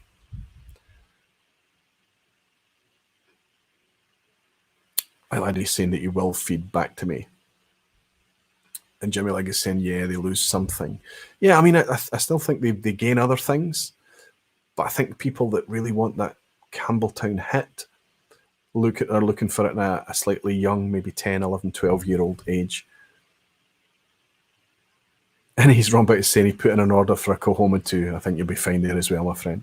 Tim is saying, same here, Springbank 18 is my favourite of their core. And Andrew's saying, I've recently been trying and reviewing a lot of 2-year-old Aussie whiskies. They've been absolutely incredible. They are matured and sophisticated, way beyond their years. But here's the thing, when we talk about that concept, Andrew, we're talking about beyond their years. We're talking about it in the context of Scotch whisky. So we're comparing it to a Scotch whisky, something that's aged in a very cold, humid climate in a refill cask for a long time. If you make a spirit that's intended to be sold and enjoyed at a younger age, so from the production point, it's intended to be sipped younger, and you put it in a more active cask, look at the fabulous things that's coming out of Bimber. Really gorgeous, delicious spirit to enjoy. If you set up everything in that way, you're going to enjoy things that are much, much better. Maybe you would use terms like beyond their years, or that they're very surprising for how young they are. But I wonder how they would be at 12 years, at 15 years, at 18 years. I wonder how those whiskies would be. Certainly, they're not going to be in those super active casks for that amount of time. Matthias Mulder, that looks like a new name. Welcome in, my friend. He's saying, what about lowland whiskies? Logically, having a delicate still signature, younger would be better, or perhaps older. I do have 25-year-old Little Mill, and that's just very good. Well, I can imagine a 25-year-old Little Mill would be. Listen, a lot of the lowland style. Once upon a time, the lowlands were where all the bulk whiskey was made. So you're speaking about grain, triple distilled. You're speaking about very fruity, very light, very delicate spirits, and that was very much the lowland style. But there's look at Rosebank, look at Daft Mill. Look at there's takes on a theme there to put much more engagement and quality and body and engagement inside a lowland style. I would say that a lot of the original lowland style of whiskey would have been intended to put into a cask and sold at very young age, 3 to 5 years old, and it would have gone along to go inside a blend. Very little of the lowland spirit was ever made intended to be enjoyed as a single malt. That's true of the vast majority of whiskey, of course, if you were to be sweepingly general about it, but certainly very much the case in the lowland style. It's a huge renaissance in lowland whiskey right now. Lots of small distilleries across Fife, across the lowlands in general, all the way down to the Borders and Annandale, that are bringing back a different take on that lowland style. Much more engaging, intended to be enjoyed as a single malt. It's a slightly different thing. Mashburn is saying he's struggling thinking through his favourites. He finds Nass 10, 11, 12, 15, 20 and 21. He's no help. That's interesting, Ross. And that's the thing, Ross. It's not. I'm just going to get on, and you tell me what to have to open here. I shared with you my Longmorn 16. This is me down to my last sealed bottle of this now. I'm very happy to open it again. This has become such a thing for me. I absolutely love this whiskey so much, and it's difficult to explain why I love this so much, because it's not bold. It's not shouty in style. There's not an obvious hook there. I find it very pineapple-y. I find it very tropical and fruity. I love the spice that comes with this whiskey as well. A lovely texture, 48% presentation as well, 16 years old. I mean, I remember, again, the Whiskey Rev I've got to thank for this whiskey as well. I bought it, but it was at his encouragement. And I can't count the amount of bottles of this I've gone through. And it's so sad that this is discontinued now. So I'm willing to open this tonight. I've only got one bottle of these as well. This is the long discontinued original Anox 16. I got this thanks to McCann Fine and Rare, the Doc in Germany. He was able to source a bottle of this. And if he can source any more for me, Doc, I'd love to have another one of these, because I'm really privileged to have this back again. This has been discontinued probably for just about as long as the Longmorn has. Very difficult to get a hold of. But this is a cracking whiskey, absolutely gorgeous. Different take on whiskey from Anoch, because it's exclusively refill bourbon cask. 16 years maturation, 46% ABV, says unchill filtered on the label as well. Delicious stuff. I've also got the Mortlach here, but I'm not opening this. I've actually got some Mortlach left open. So I've got a wee bit of that left. I've got the Lagavulin 16. as well, open. But Lagavulin 16 is something that I'm always going to have this, not just for me drinking, but when I'm introducing people to whiskey, and ABV is a difficult barrier for them. Lagavulin 16 is a perfect example of an Islay style to give them. It's probably my most powerful converter of friends and family into enjoying whiskey. I've said it many, many times. But I've got an interesting one here that I've never tried. But on the label, it ticks all the boxes. This is a Tormore. Now, this is Tormore, 16 years old, right? Tick. Speyside whiskey, tick. 48% ABV. Wow, very similar. It doesn't say anything on the label about chill filtration, but you have to assume that it's not been chill filtered at 48%. Probably a dot of colour added, I don't know for sure. But on the face of it, this should fit that sweet spot. So I'm willing to open any of these. And any one that I open tonight, I'm going to share 2 or 3 drams with some folk. I'll just ask a question before we roll into the quiz tonight. I'll share it with you. But give me your feedback. What do you think? Greg's Whiskey Ed is saying, would you say you prefer this Longmorn 16 to the old 15-year-old one? This Longmorn 16. The old 15, for me, no, because I have an old disappointing batch of the 16. This could be that batch. You never know till you open it. I have never had a disappointing batch of the 16. I have had both of these, the 15 and the 16, appear in recycled reviews, Greg. Jimmy Legacy, and I don't know if you recall, when that Longmorn 16 came out, it was widely panned as a poor follow-up to the old 15-year-old Longmorn. But that was because they had developed a style and a profile, and they switched it and they changed it. So the older style was 45% ABV presentation. It was a softer prospect, a rounder thing. There was less spice. It was less top note high, less fruity, less tropical. It was a softer, rounder, richer, more classic Speyside style. Maybe leaned more towards sherry cask and style than this one did. So it wasn't that it was bad. It was just a different, and that can catch people out. But Longmorn have done that again since. Multi-Mission Men was saying, how can the Longmorn 16 be so good and the Distiller's Choice be so mediocre? It's obvious. I wouldn't even say the Distiller's Choice is mediocre. So let's take Greg's example of the 15 moving to the 16. The 16 is much more to my palate, much more to my liking. I loved it, and it was a change. What a switch. Then the Distiller's Choice comes out. Same price. No age statement. 40% ABV, and just a bizarre whiskey. Virtually no DNA connecting them. And the packaging was very, very similar as well. The label was similar as well. I have a bottle of Distiller's Choice here, and it's still sealed. I was most disappointed about that because I bought it for a friend's 50th birthday based on my experiences with this. And that taught me a lesson. But they've since brought out another 16-year-old that's much, much better. That's much more, it's not the same as this. It's a bit more sherry rich, a bit more kind of baking spices, whereas this is kind of more light spices, white pepper spices, that kind of thing. But the new 16-year-old in the purple box is a decent whiskey.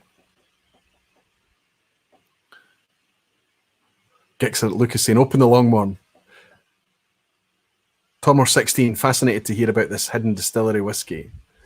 The Tormore 16 was the last of 7 in Sevy's Blind Challenge. Wow, I've not even watched that yet. I started to watch it. Eric Evanson is saying, didn't Glenlivet come out with a first fill oak whiskey? They take advantage of the active cask, but sadly, I don't know much more about it. I think that's the Nadura series, much higher ABV as well. Actually, quite a good value range from Glenlivet, quite interesting whiskies. Stu Baby is saying, does the cask strength Anox 16 compare to the non-cask strength? It's very interesting. I've got the cask strength, the 125 anniversary cask strength. It's basically inspired by this, but it's a cask strength version of it. I enjoy it. I like it a lot. It's right up my street. I'm curious. If this is the one that gets open tonight, Stewie, I'll get a chance to compare them side by side. So much of my enjoyment of this could seriously be planted in nostalgia, right?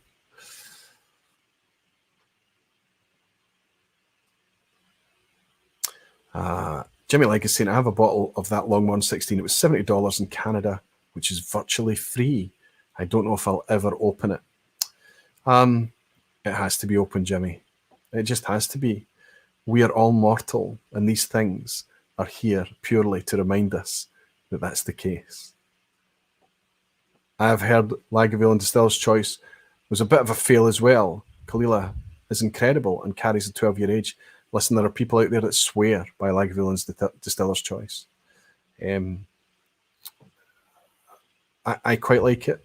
I would probably pick, I would probably pick the standard Lagavulin over it. But, and then Neil is saying, open the Anok Roy. Somebody in Russia, it looks like, is saying that I should be opening a Tullamore 16. Why not open all three so you can stop punishing yourself, says Menno. As whiskey goes from 12 to 20 plus is not linear improvement in his opinion. Cost more and more to get meaningful improvement and diminishing returns, so sweet spot is where the turn in the curve is. Okay, let me try and use this Twitter chat to try and see what you think about the theme here before I open one of these. This is when I put the vPub out in Twitter.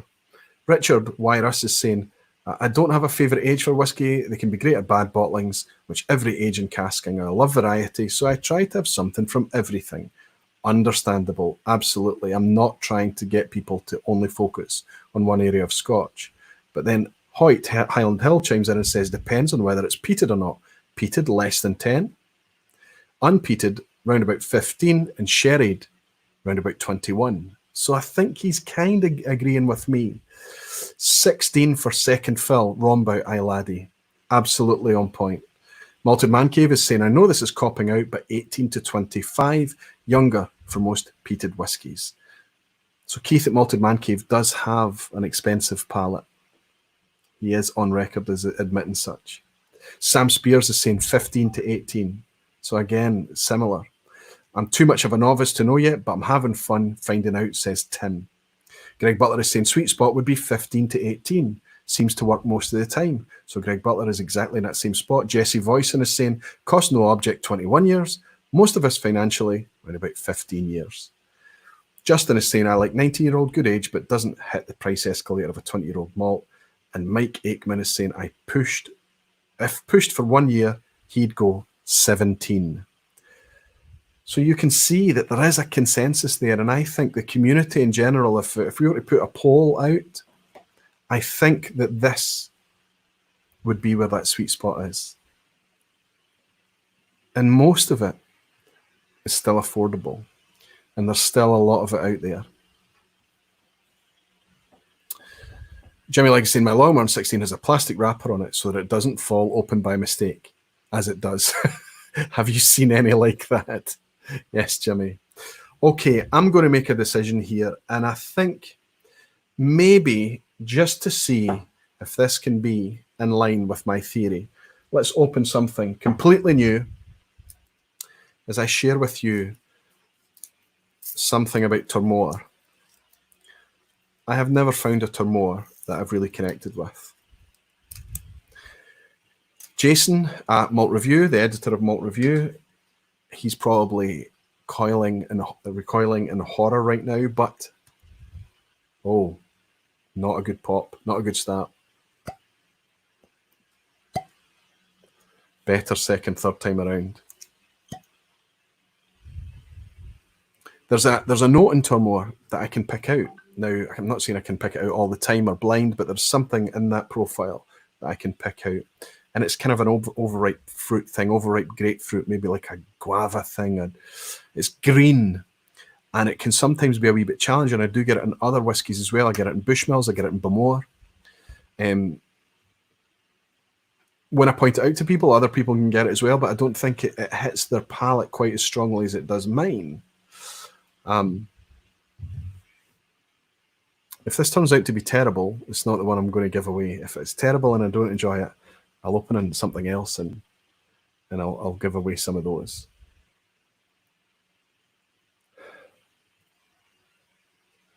No, none of that.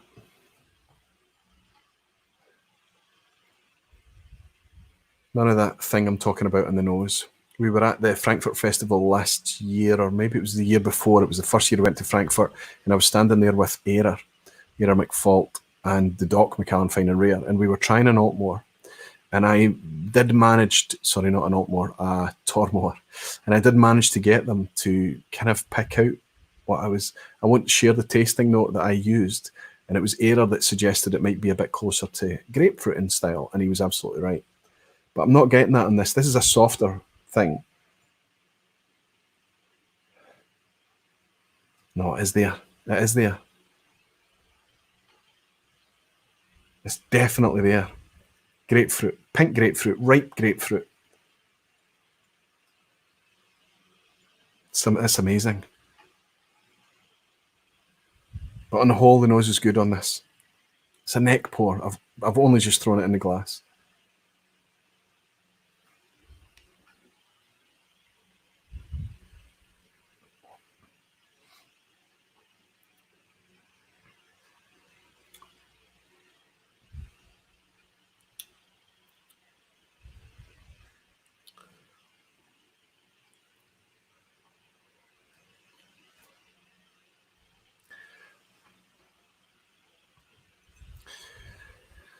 I've still not found a Tormore that I like. I have to say that there's nothing wrong with this whiskey, but it's got that thing in it. It's there. I'm going to be able to pour this. I'm going to be able to enjoy this. I'm going to be able to drink this. But it has that same thing in it that kind of just puts me off a little bit. Jason at Malt Review loves Tormore. He's always raving about it. So it's a bit like how somebody can love Brussels sprouts and somebody else can hate them. I think it's often a chemical thing.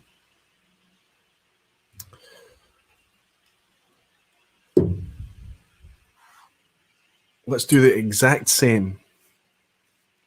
I'm getting a prickle of excitement. Slightly nervous.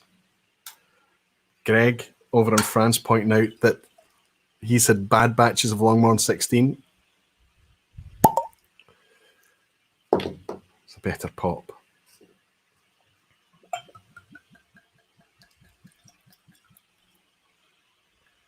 Okay, so it might be nostalgia, but I'm hoping that I put my nose in this and I get a blast of that creamy, fresh tropical pineapple.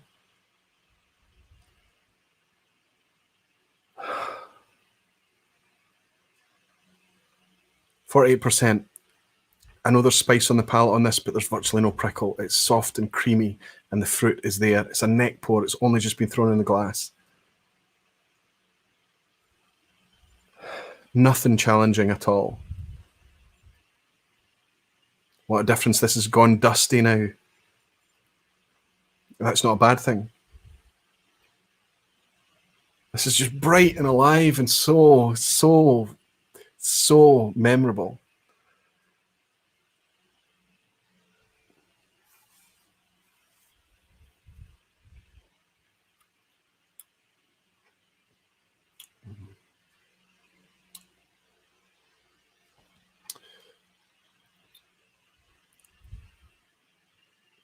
And that pepper on the finish as well. I'm going to send these out in pairs.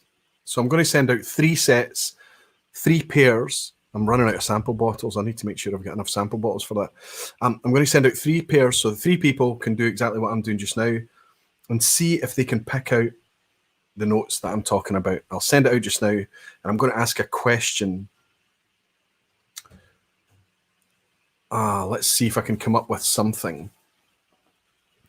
Tormore is one of my local distilleries, and I want to love it, but never knocks my socks off. That's Orange Wool. Well, that's interesting as well. I know that there are people out there that do love it. There's actually Andy, Mark, Dave, and Jason have a group on Twitter and social media channels called the Tormore 4. But that's maybe down to an experience that they had rather than the whiskey. I know that Jason would like to make it about the whiskey. Eric Evanson, he says he hates grapefruit. I can eat grapefruit, but I don't love it. And he says he gets it on Arran as well, both nose and taste. Super interesting. For me, Arran is an orange. It's like a blood orange, a very sweet, and it can often be syrupy orange on Arran. Very interesting. John Della Cuisine is saying, I think this one goes to the Longmorn. It's not going to be like that for everyone. But these distilleries are not that far apart, honestly.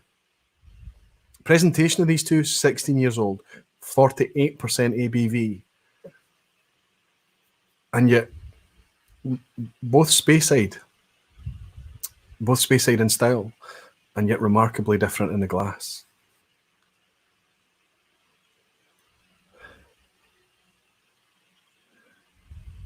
It's very interesting to... Tullamore starting to give up some character, and there is some kind of nice, kind of aged notes in there.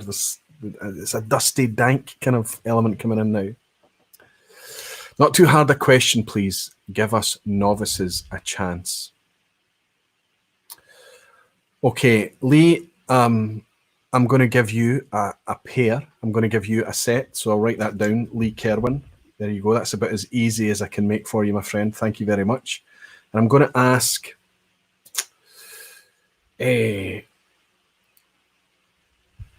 who beat me in the blind in 10 on Sunday night? Name somebody that beat me.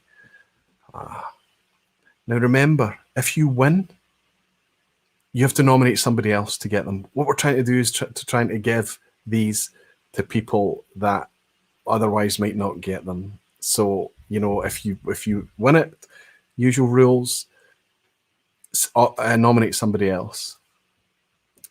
Who was up first? Cresimere, absolutely spot on. Doc beat me, absolutely. And Simon Ray is saying, Multi-Mission is saying everyone. And Simon Ray is saying Alistair Gray, absolutely. So Simon Ray and Cresimere, nominate somebody in the chat, both of you please, that I can send 2 pairs of this along to. It might be nice for it to be somebody that is kind of newer, that might have never, perhaps wasn't into whiskey 4 or 5 years ago when these were available and might enjoy them. Give me a wee thumbs up. Give me a wee thumbs up in the video if you're staying for the quiz, if you enjoy the quiz. I hope that you'll hang out with us. I've still got some people backstage that might be able to come in and participate. I see that Fraser, you good for the quiz, Fraser? Give me a thumbs up if you're excellent. Tom, good for the quiz? Excellent. Simon? Yep, so we've got at least 3 guys backstage that can jump in and enjoy the quiz with us tonight as well. It does help me hugely, the thumbs up on these YouTube videos. It really does. If you feel that it's rubbish fun and you're not enjoying yourself, you can leave a down thumb. But I always ask, they're kind of difficult to read. It'd be nice if you gave some constructive criticism. But I know I'm asking for a lot, so don't worry about it. Just let me know. The Tullamore 16 is still, yes, it's still available, but it's not easy to track down. You might find the online merchants have it, and I don't think it's that expensive. You'll probably find it online. That's not discontinued. The Tullamore 16 is still available. I should say the Longmorn 16 is long gone. You're at auctions or kind of more far-flung markets to try and track that down now. Hellsworth is saying, I wonder what a distillery would say was their sweet spot. I think they all have different takes on it. I think Tomatin say their 12-year-old is their sweet spot. Just as an example, that springs to mind because I remember that was asked directly to them quite recently on a softer side session, which is going out on Friday nights now. Tomorrow night, they're talking about sherry casks. For anybody that's interested in sherry casks, they're going to be collaborating with other brands. I think Glencadam are involved. As well as Aaron are also involved, hanging out with Tomatin on the Tomatin channel tomorrow night. I caught that earlier. Stewie's saying, couldn't remember who beat you quick enough. I've had a drink since then. Kim Grant is saying, myself and Hilary are here to try and beat the quiz. Good luck, Kevin. Good luck to you and Hilary. Kevin's doing a Facebook quiz on a Thursday night as well. Goes out usually before the vPub as part of the Scottish Gantry on Facebook. That's my cousin Kevin. He works at the Scottish Gantry and he's doing a whiskey themed quiz. Megan Miller for 1 set of the 2 drams. Simon, you star, because not only is that a great shout, but Megan Miller has just recently become one of my most recent supporters. Is she in tonight? And she'll see that her name is appearing at the end of this video. I managed to redo the outro video to include her name. Megan, thank you for your recent support. And there are drams making their way to you. Superb. Thanks for that, Simon. I think I'm just going to send out drams to Kresimir as well, and Simon Ray. So I'm just waiting for Kresimir's nomination, then I'm sending out 5 sets of drams. I spend a fortune with the Royal Mail, but it's good fun. It's a pleasure.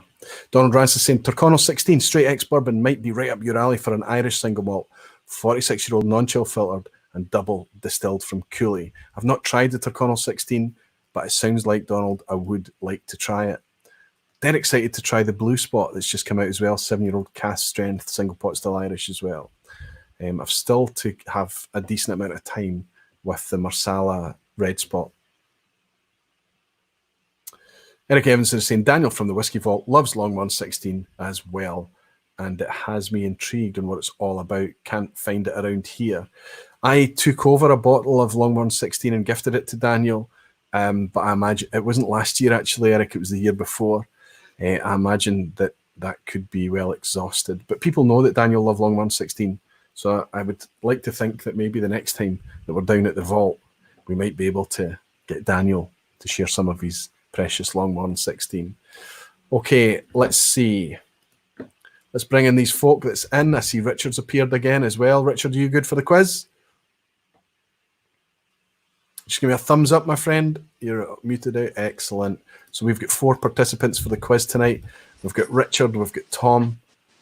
Where is my quiz tonight? Actually, I need to make sure it's working. I think it's still working. How are you, boys? Not too bad. Yeah, good, thank you. Yeah, Would you agree? Let's go through it one at a time and ask. Richard, would you agree with my summary or disagree? That I think the sweet spot in Scotch whisky in its traditional sense is between 15 and 18 years, and my own personal sweet spot is 16. Is that anywhere close to your experience or no? Yeah, absolutely. You mentioned the Arran 14. You'd mentioned the Lagavulin 16, did you? And the 15 as well. It was, yeah, I'd say they were right up there in my top 10, definitely. Yeah.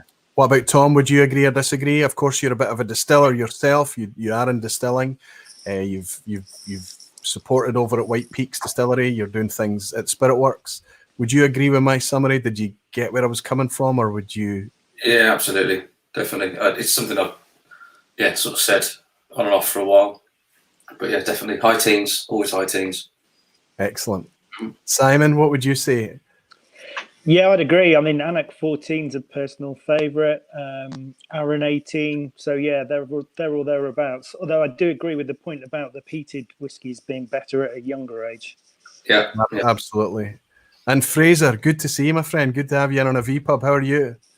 You're wearing your horns, I see, again.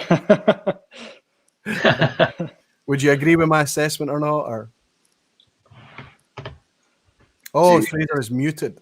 We never had a tech check earlier for Fraser, so we don't have any. You might need to unmute yourself. Oh, there we go. Ah, fantastic. Good to hear you, Fraser. Would you up. agree or disagree? I feel like I need to disagree just to break the orthodoxy. No, I think I would. I mean, I haven't got a load of experience with sherried whiskies. I think I probably drink a little bit younger at the moment. I probably do mostly. It's probably more sort of 10 to 12, actually, a lot of the stuff I drink. But I agree with the point. I think a lot of that's because it's where it's peated or some of the younger stuff like Bimber. So I probably don't have as much experience with aged Scotch. Be interesting to see how that develops over time. I want to point out that the only guy that's not on the Aqua Vitae brand tonight is the one that's disagreeing with me. So maybe I'm preaching to the converted, of course. Fantastic. I hope that you all hang out with me and participate in the quiz. Bill Dull, my friend from the California, is saying, here's a little help with the postal cost. I wouldn't want you to run out of funds. if you ever needed to send me something. Bill, thank you so much. I'll raise a glass and say cheers, my friend. Our plans were ruined this year. Bill was going to be part of the biggest gathering of barflies to date this weekend. This was going to be Limburg, boys. This was going to be Limburg this weekend. Can't happen. Let's raise a glass in commiseration, but say thanks to Bill. And Bill, I hope you're keeping safe over there in California, my friend. Slanjavat. Yes, I got a reminder on my calendar this morning when I started work. It came up and said, reminder, tomorrow, Limburg Festival. Yeah, I was looking forward to that. I was so sad. Just so sad. Anyway, I keep saying it's not been cancelled. It's just been postponed for a little bit. It's just been put back a little while. Okay. Listen, this is the quiz at the end, folks. Thanks so much for hanging out till this time. I'm going to try and rattle through this quite quickly. There's no chance of me keeping it under 2 hours. Well, there is, if I really do it quickly. But let's see. It's going to be easy tonight, okay? You always say that. Multiple choice. Good luck, everybody. My moderators in the chat will help me define the questions. All multiple choice. You're keeping the score against yourself. Nobody else is going to keep the score for you. Please no Googling. Please just be honest and true to yourself. There are no prizes, so you're only ever just trying to better your own scores. Let's roll into question 1 and ask. The predecessor to Longmorn 16 had a cult following. It was presented at 45%, but what age statement? Is it A, Longmorn 8, Longmorn 12, or Longmorn 15? Can I say that there are a number of questions in the quiz tonight that I felt were kind of tricky, but throughout the discussion, I think we've let the cat out the bag on a lot of them. I'm going to go through and ask you boys. Richard, what would you say? I've just put down the 15, C. Tom? Yeah. Nodding. Fraser? Simon? Yeah, I'm going to see. Of course. We talked about it extensively. The predecessor to Longmorn 16 was at 45%. It was a very well, highly regarded whiskey, and it was a 15-year-old age statement. And there we have it there. It did appear in a recycled review, but I enjoyed it very much. I enjoyed my time with it. But when you taste that whiskey now, it's been in a glass a long time, so it's not an accurate representation of how it once was, I guess. But it's still a delicious whiskey. Still prefer the 16. Question 2. The English Whisky Company has a 10-year-old age-stated cask-strength expression, which is what I'm talking about, St. George's Distillery, normally associated with non-age-stated whiskies. But I noticed, browsing their website today, I was very intrigued, being St. George's Day, that they've got a 10-year-old expression that's a cask strength out there. But I want to know, is it first fill bourbon? Is it triple distilled? Or is it heavily peated? St. George's Distillery on their website. I'm going to ask for quick answers to this. No Googling, no tapping in St. George's Distillery quickly. Any of you know about this? Do you know about the 10-year-old cask strength from St. George's? No? Not for sure, but I know they do a lot of heavily peated. Yeah, I've had the peated, but it certainly wasn't an aged stated peated. Yeah, peated, as we've been talking about tonight, peated tends to be something that is enjoyed young and bold. I have to say it was a little bit pricey, but it's cask strength, and I think it's a different thing, and I'm curious about it. First fill bourbon, triple distilled, heavily peated. Commit, Richard, what would you just give it a guess? I'm going to go A. Tom? C. And Fraser? C. And Simon? I'm going A. 2 of you got it right. It is a first fill bourbon, 80 quid for a cask strength 10-year-old St. George's. I have tried a couple of indies from St. George's that were pretty real. They were really good. Really good. Well done for the guys that got it right. There's a wee picture of it there, just to let you see. 10-year-old first fill bourbon from the English Whisky Company. Lots of people in the chat already getting 2 out of 2. Knowledgeable folk.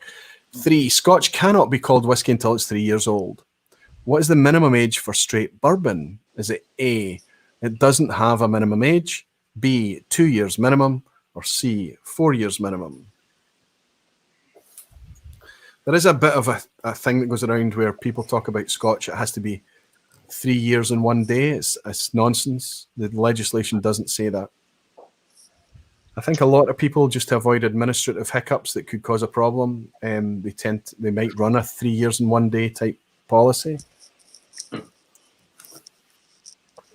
But it's not in the legislation.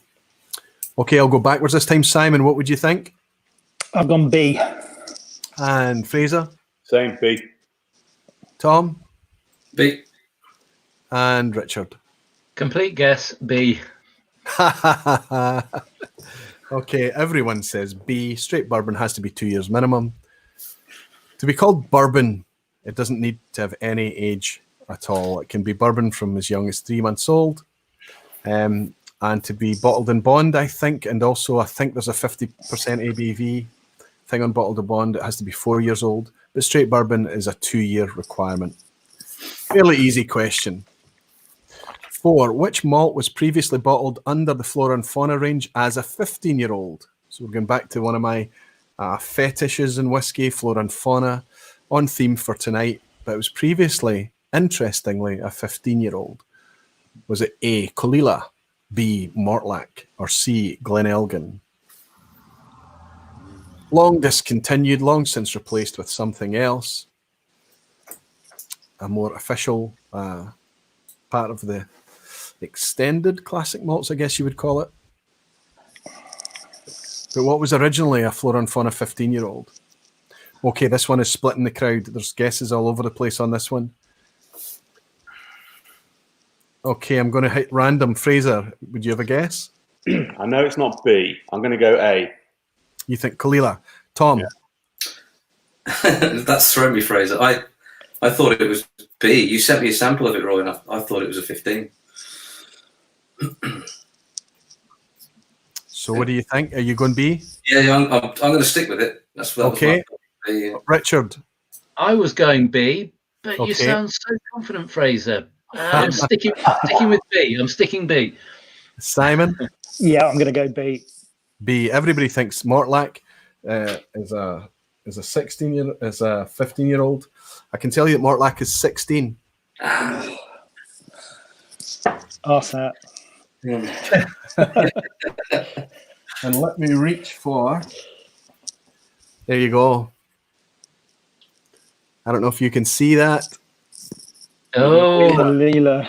15. Well done, Fraser. Well done. Nice one, Fraser. Well done, Good Fraser. Flora and Fauna. good lad. Okay, the image question coming up next. This is the thumbnail for tonight's vPub. It's the thumbnail. And I'm going to give you quite a heavy clue. This is well known as warehouse number 6. But of course, I'm going to ask you, where is it? Is it Bamore? Is it Tomatin? Or is it Deanston? Stay quiet right now, boys. You probably are desperate to share. Jimmy Legg is excited. He's saying casks. Graham Fraser is sad. He's only in 2 out of 4. You're on a pass mark so far, 50%, Graham. Okay, this one is also a bit divisive as well. Oh, it's because I mixed it with Gordon MacPhail.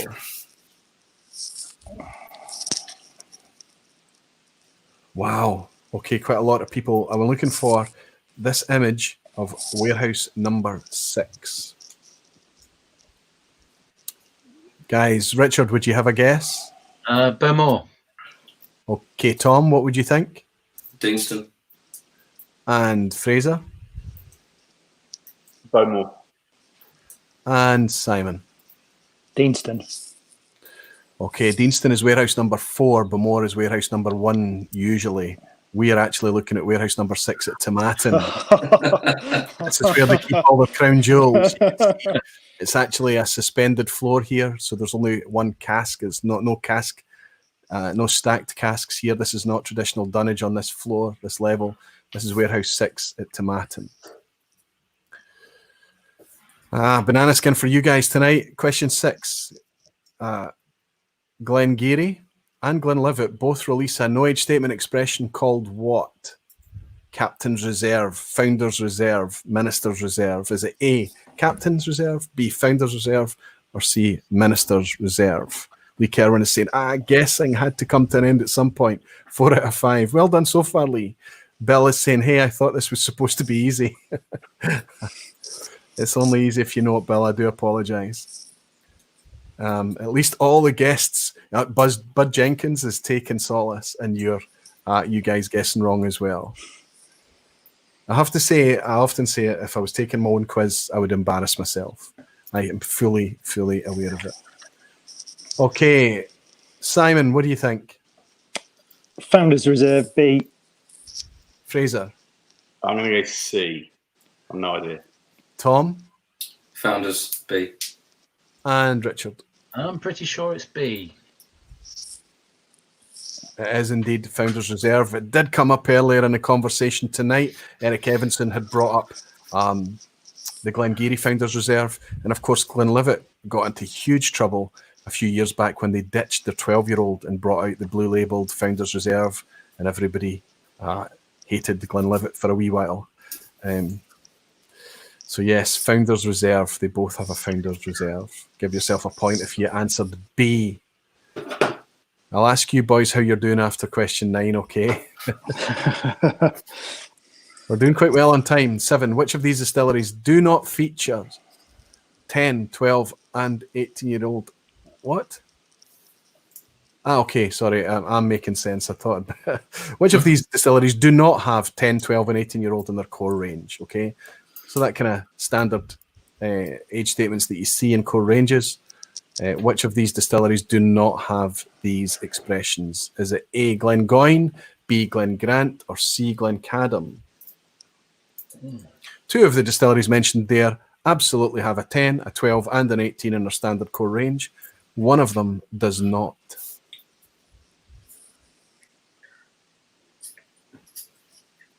Macallan Fenrir is saying GL sold tons of the FR, so he's saying Glenlivet sold tons of Founders Reserve. It was a great success. Absolutely, they sold absolutely bags of it right across the world. It was very successful. It was a great gateway whiskey for so many people. But I think the people that were enjoying the 12 didn't love the change, and for the enthusiasts, they were a wee bit annoyed, and all the people that were suspicious about the reasoning behind not having a 12-year-old anymore. What would you guess, Richard? I'm going Glencadam, C. C for Glencadam. Tom? Yeah, same. And Fraser? Same, yeah. Simon? Far be it from me to buck the trend. I'm going C as well. Yes, indeed. We have a Glengoyne 10, 12, and 18. Glengrant 10, 12, and 18. Glencadam has a 10, 13, and 18. Bizarrely, the 13 is in the range. So C, give yourself a point if you said C for Glencadam. Which of these Bladnock expressions don't feature an age statement? I'm going to give you 3 of the new range from Bladnock. I want to know which one is not age stated. Is it A, they're Adela, B, Samsara, or C, they're Talia? And I apologise to Bladnock if I'm pronouncing any of that wrong. Adela, Samsara, or Talia? Talia, maybe. Could be Talia. Not sure. I've never heard it said. 2 of them are age stated. One of them is a non-age statement release. I'm looking for the non-age statement. Did any of you see the theme in tonight's quiz? Not as of yet. Okay. The theme is all about age statements. Everything tonight is about age statement. Jimmy Legg is saying this question is the one where I have the least idea ever. I have to say, there was a 10-year-old release from Bladnock, and it looked super interesting. And by the time I realised that I would really like to buy it, it was gone. I would be interested to hear any feedback from anybody that tried there. Of course, Ian McMillan was responsible for so many of those releases, and I would be interested to hear how you got on with the 10-year-old. What do you think, boys? Tom? It's a guess. I'm just going to go in the middle. B. Samsara? Fraser? I don't think we've had an A yet, so I'm going to guess A. Adela? Richard? I'm going B. Samsara? And Simon? Yep, B for me as well. Indeed, the entry level is Bladnoch Samsara with no age statement. So I'll give yourself a point. Adela is a 15-year-old. I think it's sherry cask as well. Whereas the Talia, or the Talia, however you pronounce it, is either a 25. I think there was also an older one, maybe 27 or thereabouts. There's somebody saying, love the Bladnoch 10, Jamie Brown, although I'm a big Lowlands fan. Yeah, do you know there's some Bladnochs over the... I've had some amazing experiences with old Bladnochs. I say old, I'm talking about older expressions of 10-year-old and 12-year-old. Amazing stuff. And somebody else is saying, Kilted Moose is saying, the Terth is worth a punt. Really enjoyed it. Damn, I missed it, Scott. Okay, give yourself a point if you said B for Samsara as we go into question 9. Second from last. Which distillery recently increased the age, but not the price, in most markets, of course? Caveat there is in most markets, of their core age-stated range. One of their core age-stated range. Was it A, Loch Lomond, B, Glenmorangie, or C, Dalmore? Dalmore. I should have written the Dalmore and given them their marketing stripe. One of their expressions had a bump in age by a couple of years, if that helps. The chat moves so fast. But they kept the price more or less the same in most of the markets. But I want to know, was it A, Loch Lomond, B, Glenmorangie, or C, Dalmore? Simon, what do you think? I'm going B. You think Glenmorangie and Fraser? Same, yeah. Okay, same. Tom? Yeah, Richard? B. Yeah. Same. Yes, of course. I'm talking about Glenmorangie's 46%, Kintaroo ban. They bumped the age statement from a 12-year-old to a 14-year-old, feeling that it improved it. But interestingly, their pricing in most markets ended up being around about the same. So I praise where it's due. Glenmorangie, if you said B, give yourself a point. And I'll go into the chat and I'll say, Cresimir is saying 8 out of 9 personal bets. See, I told you it was easy. Rombout is having a laugh at himself, saying 4 out of 9. Rombout, if you get the last question, you've got a chance of getting a pass marks. Hang in there, my friend. Desi is on 9 out of 9. Wow. Fantastic, Desi. Superb score tonight. Lee on 8 out of 9. Lee, I thought you were saying that you're a beginner. My goodness. 8 out of 9. Vicky Thompson on 5 out of 9. Already hitting a pass mark, though. Helen is on 7 out of 9. Oh, chat jumps. I don't know. I'm missing a lot of you now. Bud Jenkins, 8 out of 9. What a score.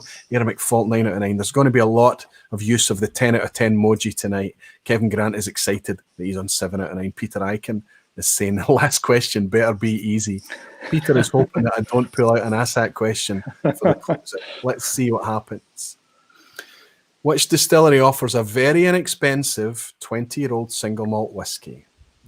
And by very inexpensive, I'm talking about £70 to £85. Now, I'm sure there could be others out there, but I'm going to give you a choice of 3. A, Fettercairn, B, Macduff, C, Royal Bracla. It's quite amazing.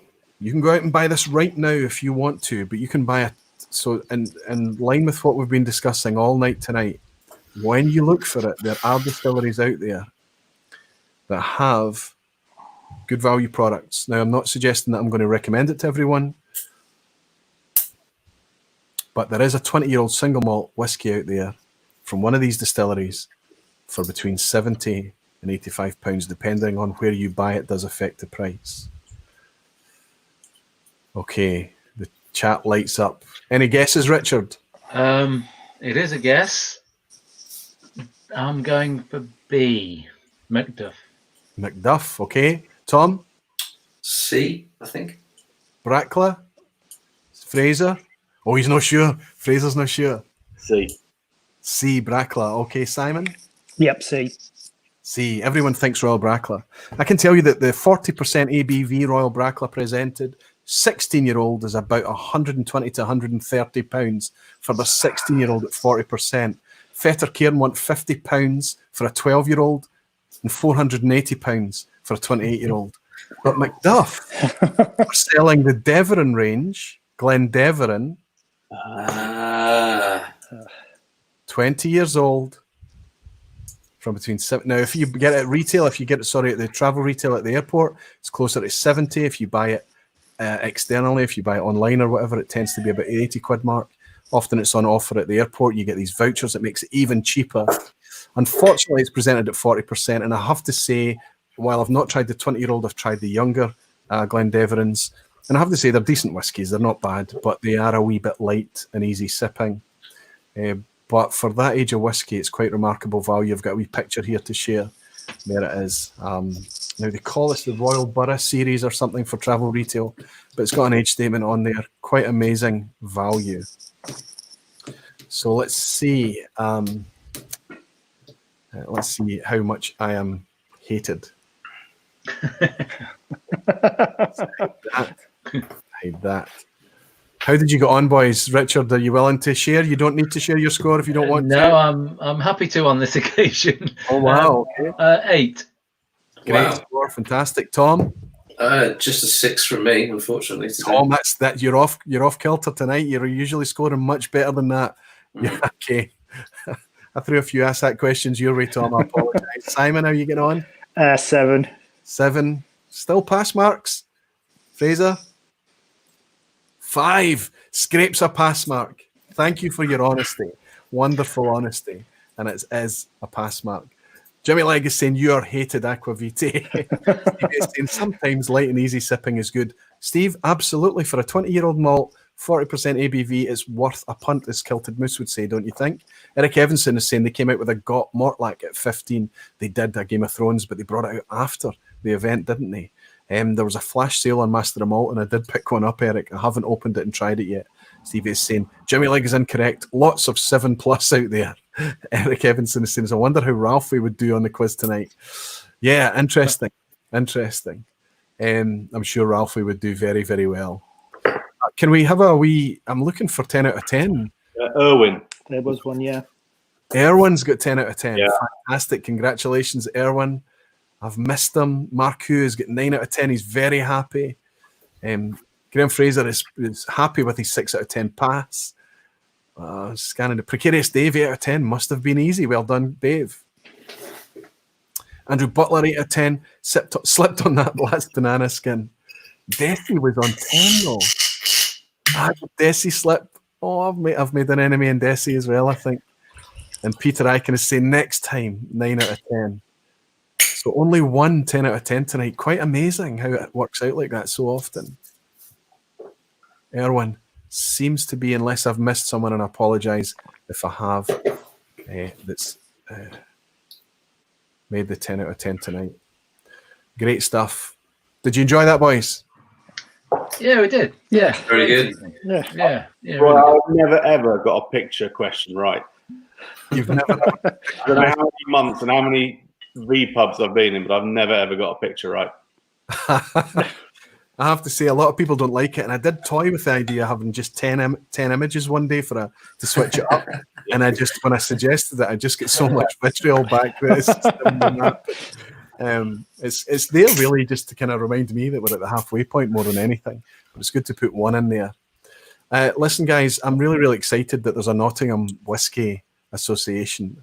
I think it's fantastic, and I think it's great that I believe you guys have connected and met through this YouTube community, haven't you? We have indeed, yeah. It's a brilliant, brilliant thing to be happening. There are clubs forming, there are friendships forming, connections happening, dram sharing, sample sharing, education sharing, knowledge. It's fabulous to be a part of it all. I hope that you guys are able to meet in real life soon and raise a glass together. But in the meantime, Good. Keep doing what you're doing. And occasionally, please, if you can stomach me, please invite me along as well. Thanks for all your help and support. Both challenges tonight, boys. Brilliant. Cheers. Thank you very much. Right. Best of luck Thank you. to everybody. Cheers. Fraser, I want to see you in next time, okay? Okay, boys, good night. Have a fantastic time. Thank you. Have a good weekend. Cheers. Cheers, Roy. Great stuff. Nottingham Whisky Association. 6 members now. Could you make your way along to one of those events down there in the East Midlands? If you can get in contact with me directly. If you don't know Spiritworks Tom, he's on Instagram. Fraser Bell, Billy Saunders, Simon Ray. Who else did we have in tonight? James Burgoyne, Richard Hall. I hope have I managed to cover all 6 of them. It'd be great to go and hang out with them down in Nottingham as well on one of their meetings in the future when all this nonsense is behind us. We've managed to get through another just over 2 hours of whiskey time without thinking or worrying too much about the nonsense that's happening outside. It is very, very real. I always kind of have a wee thought and a pause, and I think about all the people that are generally affected, all the people that are being put front line, and I don't just mean in NHS, of course. It is a huge burden on our NHS and the frontline people there. But there's everybody up and down health centres, care homes, food outlets, shops, looking after our basic functions and needs, and everybody is under a bit of pressure right now. And if we are fortunate to be the ones who are asked just to stay at home for a little while in the hope that it can pass and blow over, let's raise a glass for the people that are still going out there to say thank you to everybody. It's very much appreciated. Thank you all. Thank you all for joining me. I will be around for an extended opening on Sunday evening. I do need to speak to my patrons though, because they would normally have a Sunday night lock-in once a month. And because I'm doing the extended opening now, I managed one in March, but I'm struggling in April. So I might try and find another evening or potentially talk to them about how they feel about sacrificing their lock-in for April. But I can do it, honestly, if it's needed. So I'll have a chat with them and see if we can arrange another night that suits. Sunday night was working well because I can reach so many more of the patrons that are over the Atlantic on a Sunday. It seems to work out quite well. Hellswood is saying, see you Sunday. Thank you so much, Helen. Scott Clark, that looks like a new name, is saying thanks again. Nice to welcome you in, Scott. I hope you do come back again. Peter Box is in saying, another great vPub. Thank you so much, Peter. Thanks for all your nice comments as well. Marvin is saying, I haven't been watching too actively today as I still have to get some stuff done for university tomorrow, but I did enjoy the quiz a lot as always. Marvin, the great thing about YouTube, this thing stays there, and if you can watch it on replay, I am grateful to everybody that picks it up on the replay. Jimmy Jazz is saying, great distraction for a few hours. Thank you for everything. Thank you, Jimmy. Thank you so much.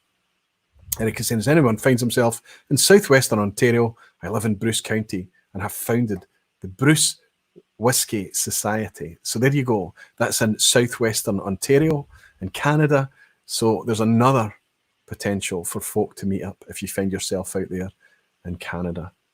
Nigel Slynn is saying, cheers, Roy. Good to catch this one. Thank you so much, Nigel. Des is in. He's became a member of the Barflies. It looks like a new name. Great evening. Thanks, Aquavite. Much appreciated. You're welcome, Des, and thanks for your support in the Barflies. Neil Cochrane, my friend in Glasgow, saying, night all. Thanks, Roy. Thank you so much, Neil. Graham Fraser, still 200 on now, Roy. Just drop below now for the fining closing thank yous. I never tire of this fun. I never tire of considering how much a privilege it is. It's wonderful to have all of you supporting me, whether it's comments, thumbs up, Patreon, nice feedback, everything. It's just great to be part of this community. I'll see, hopefully, a fair amount of you on Sunday.